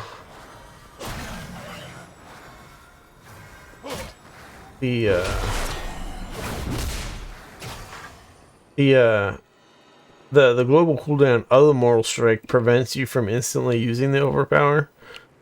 So the best you could get out of it is like 80% reduced cooldown of the Mortal Strike, basically. It's so your average case of this working is reset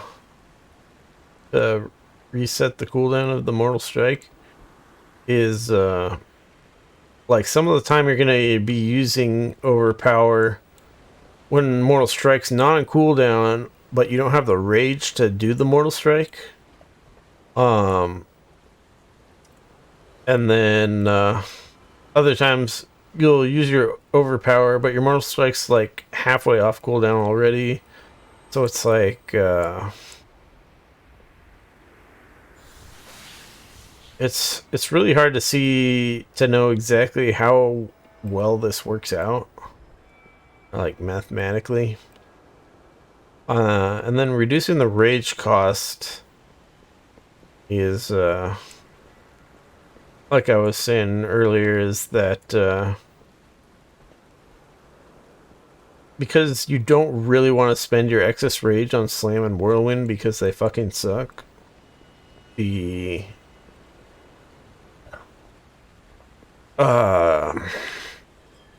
having something that reduces your rage cost doesn't help you all that much. So it might mathematically work out to be pretty good. But it's definitely not going to be as good as it initially sounds like it could be. So I don't know. I don't like it. Execute causes the target to take 50% more damage from your next Mortal Strike, stacking up to 2 times. That is awesome. I think there used to be like a thing in BFA, maybe it was an Azerite power that did this. And yeah, I love the idea of this. Execute makes Mortal Strike do more damage. Because this also gives you more reason to do Mortal Strike to keep up your deep wounds during the the execute phase of the boss. Or like when the boss is in execute health range. So it's alright, this one. So it's yeah, that's, I love this. I really want to see this in Dragonflight, and more accessible than a legendary. While Blade Storm's active, you automatically cast a total of 2 mortal strikes at random nearby enemies. Like I said earlier, that doesn't... In the long-term DPS of a dungeon type of thing, that doesn't do a whole lot.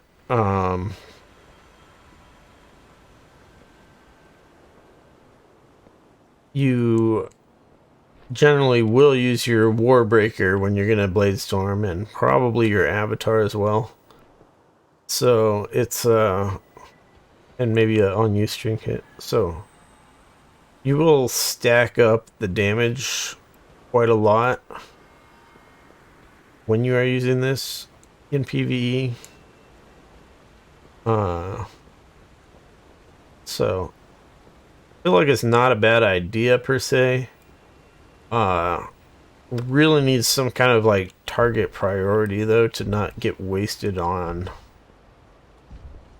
shitty targets like hunter pets in PvP, for example.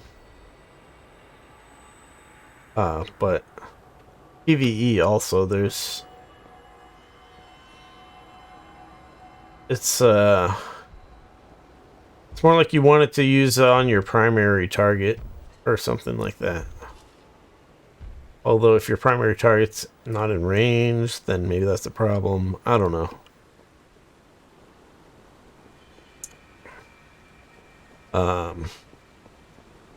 Yeah, I don't know.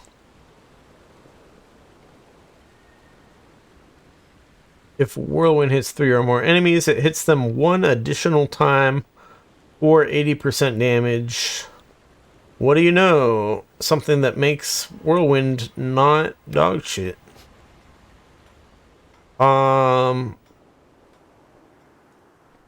That's definitely pretty good.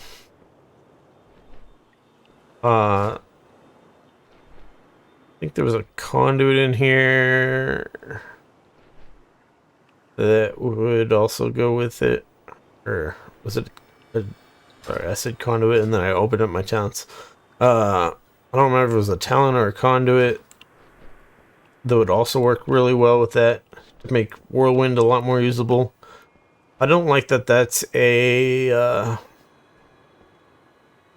freaking legendary though. Like I keep saying, I don't like that base Whirlwind sucks. I don't like that base Slam sucks.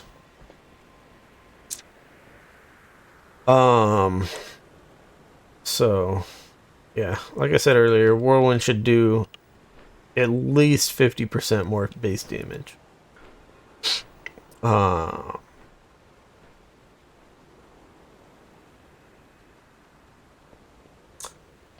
Yeah, next one, spell reflection lasts longer and applies to your nearest ally. That's too niche to really choose as a legendary. Not bad as a idea per se, but I still don't really like spell reflection on non-prot warriors. Or warriors in general, really. But especially non-prot warriors. I know it's really useful in PvP, but still generally don't really even like the idea of it. So, yeah. Let's see. Spirit Bastion improvements. I mean, it's probably great for PvP. Increase the duration of it so that they're stuck in place for longer, but I don't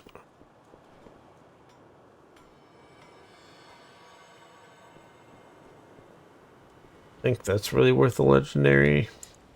But But I mean, Spear Bastion's not getting carried over into Dragonflight, I'm pretty sure, so let's not even worry about it. Torghast stuff.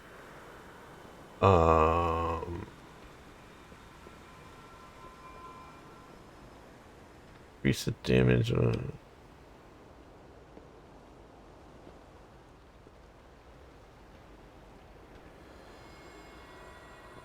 Weird one. I don't even know what to say about that. Heroic Leap gains 2 additional charges. I don't see why someone would really want to use that as a legendary. You definitely do it in PvP, if anything. Because in PvP, you go into combat for a little while, and then once you've blown all your cooldowns, you go hide behind a pillar until your cooldowns are back up. Because with a 45-second cooldown on Heroic Leap, or 30 seconds if you're using that specific talent, the time it would take to get those 2 additional charges back is immense. So yeah. I mean, possibly in certain raid boss fights, you could also justify that, but overall, the terrible legendary power.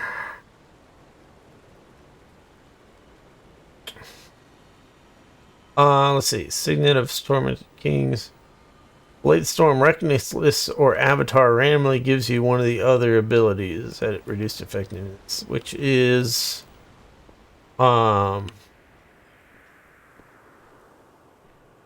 that one's an interesting one. Recklessness is the Fury one, which gives you can't remember it. Is it 100% rage generation and like 20% extra crit chance or something? Something like that. So that was kind of weird because you can cast Avatar and it could give you Blade Storm with that. And because Blade Storm takes away some of your control of your character, I don't like that that does that.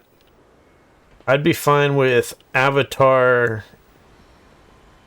I'd be fine if it was like only Avatar and Recklessness. But the problem is for Arms Warrior, Avatar is a talent. So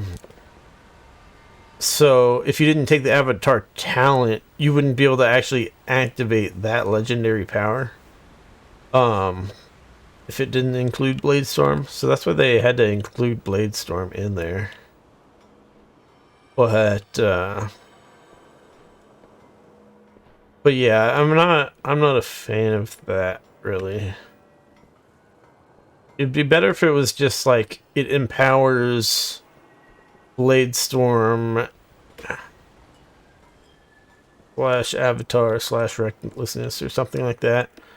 But because you can get so the Prot Warrior gets Avatar by default, Fury Warrior gets Recklessness by default, and the Arms Warrior gets Blade Storm by default. But the Fury Warrior can talent into, I don't remember if they can talent into Avatar, but they can talent into Blade Storm. And obviously the Arms Warrior can talent into Avatar like I have done. So the talent would give you you'd get like extra value out of the talent if it worked that way. Well, you sort of get extra value out of the talent anyways, the way it currently works. So because you get that extra value out of the talent, I don't like it, but I also don't like the part where you can get Blade Storm and then lose some of the control of your character. So it's kind of a it's cool when it works out, but because it can cause problems and because it can give you it gives too much value of talenting into Bladestorm for a Fury Warrior or Avatar for a Arms Warrior. I feel like that legendary is problematic from game design perspective. I don't like it. Blah, blah, blah, blah, blah. Oh yeah, the duplicate Spear of Bastion Covenant Power buff thing. I think these ones are all generic stuff. Yeah, generics. So yeah, that's it for the Arms Warrior. Legendary powers, we already talked about Covenant powers and conduits, so yeah, that's about it.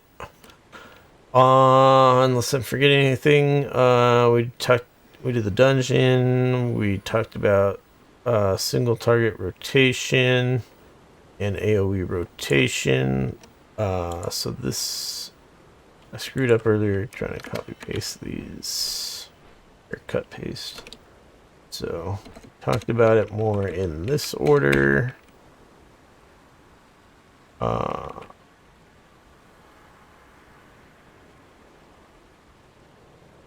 So yeah. That's it for the Arms Warrior. We'll see how it goes in Dragonflight. Main things were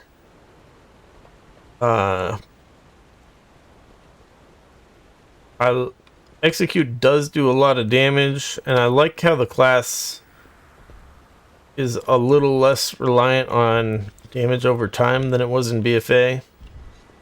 But I think it relies too much on the execute damage. Maybe it'd be a lot less if I didn't have those talents, but those talents feel really good. Those two talents.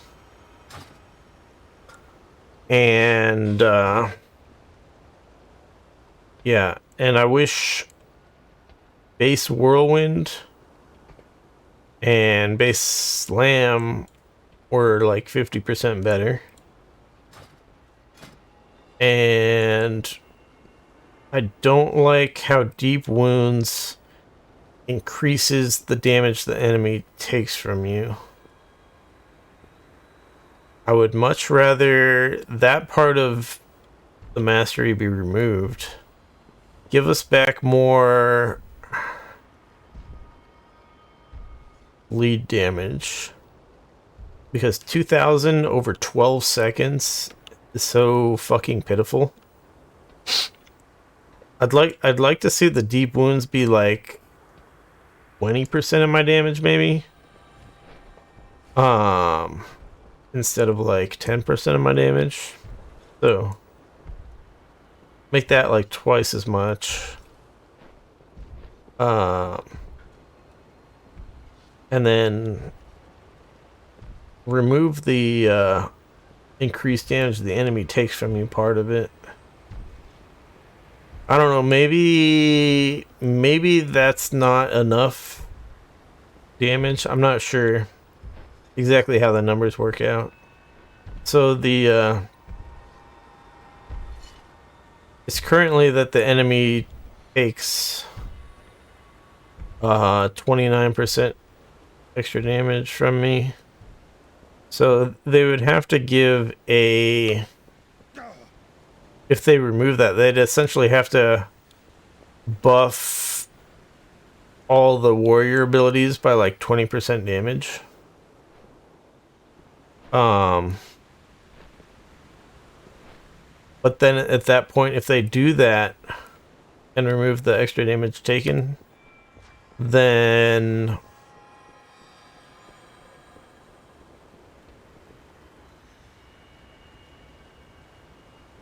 then I'm not sure if doubling the bleed damage is enough to make mastery a worthwhile stat to get.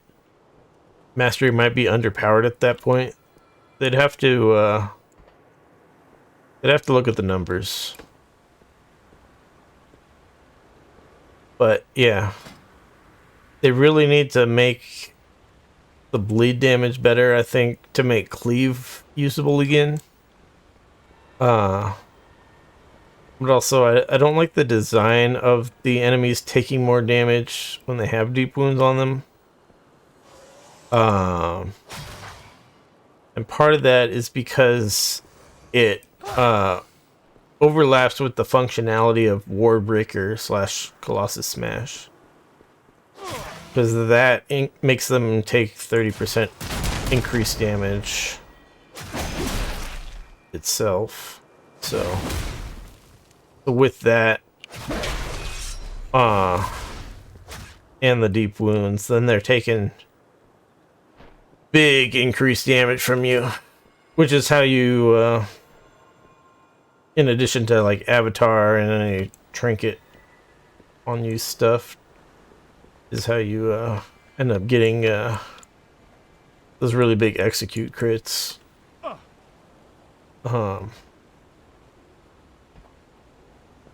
Yeah. So hope they make Slam and Whirlwind better. Execute a little less good. Deep wounds. More bleed damage. And get rid of the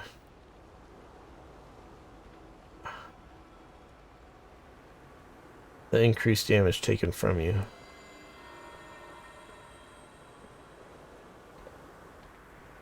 The other thing they could do is they could make deep wounds like stack.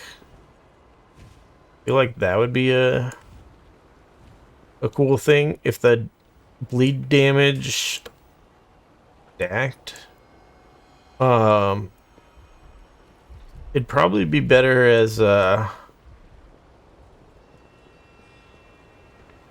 like overlapping instead of actual stacking.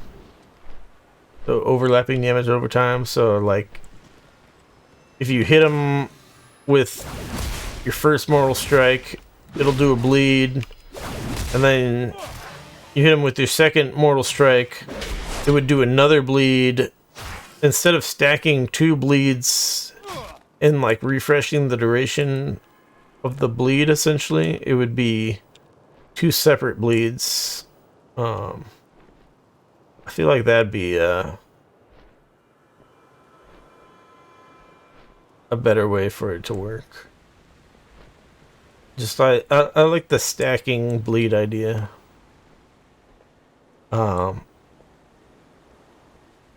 Because then you don't have to because if you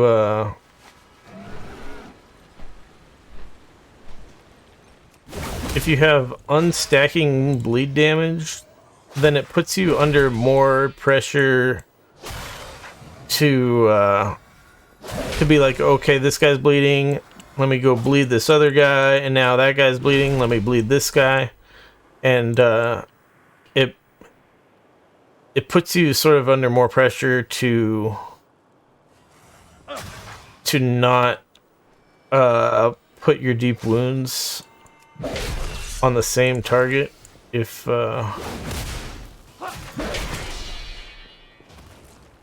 they don't have some kind of stacking or overlapping. But the regular stacking where it refreshes the duration is kind of it overly rewards you stacking the deep wounds on the same target. So also they would have to do something with the Blade Storm, because Blade Storm applies the deep wounds like 5 times. So they would have to like, yeah, they'd have to change how Blade Storm works with deep wounds if they were to give you like a stacking bleed thing. because that would be overpowered probably. But yeah, enough talk about the arms warrior. It's pretty good here at the end of Shadowlands for doing a bunch of damage, at least in the dungeons, but definitely could use some work.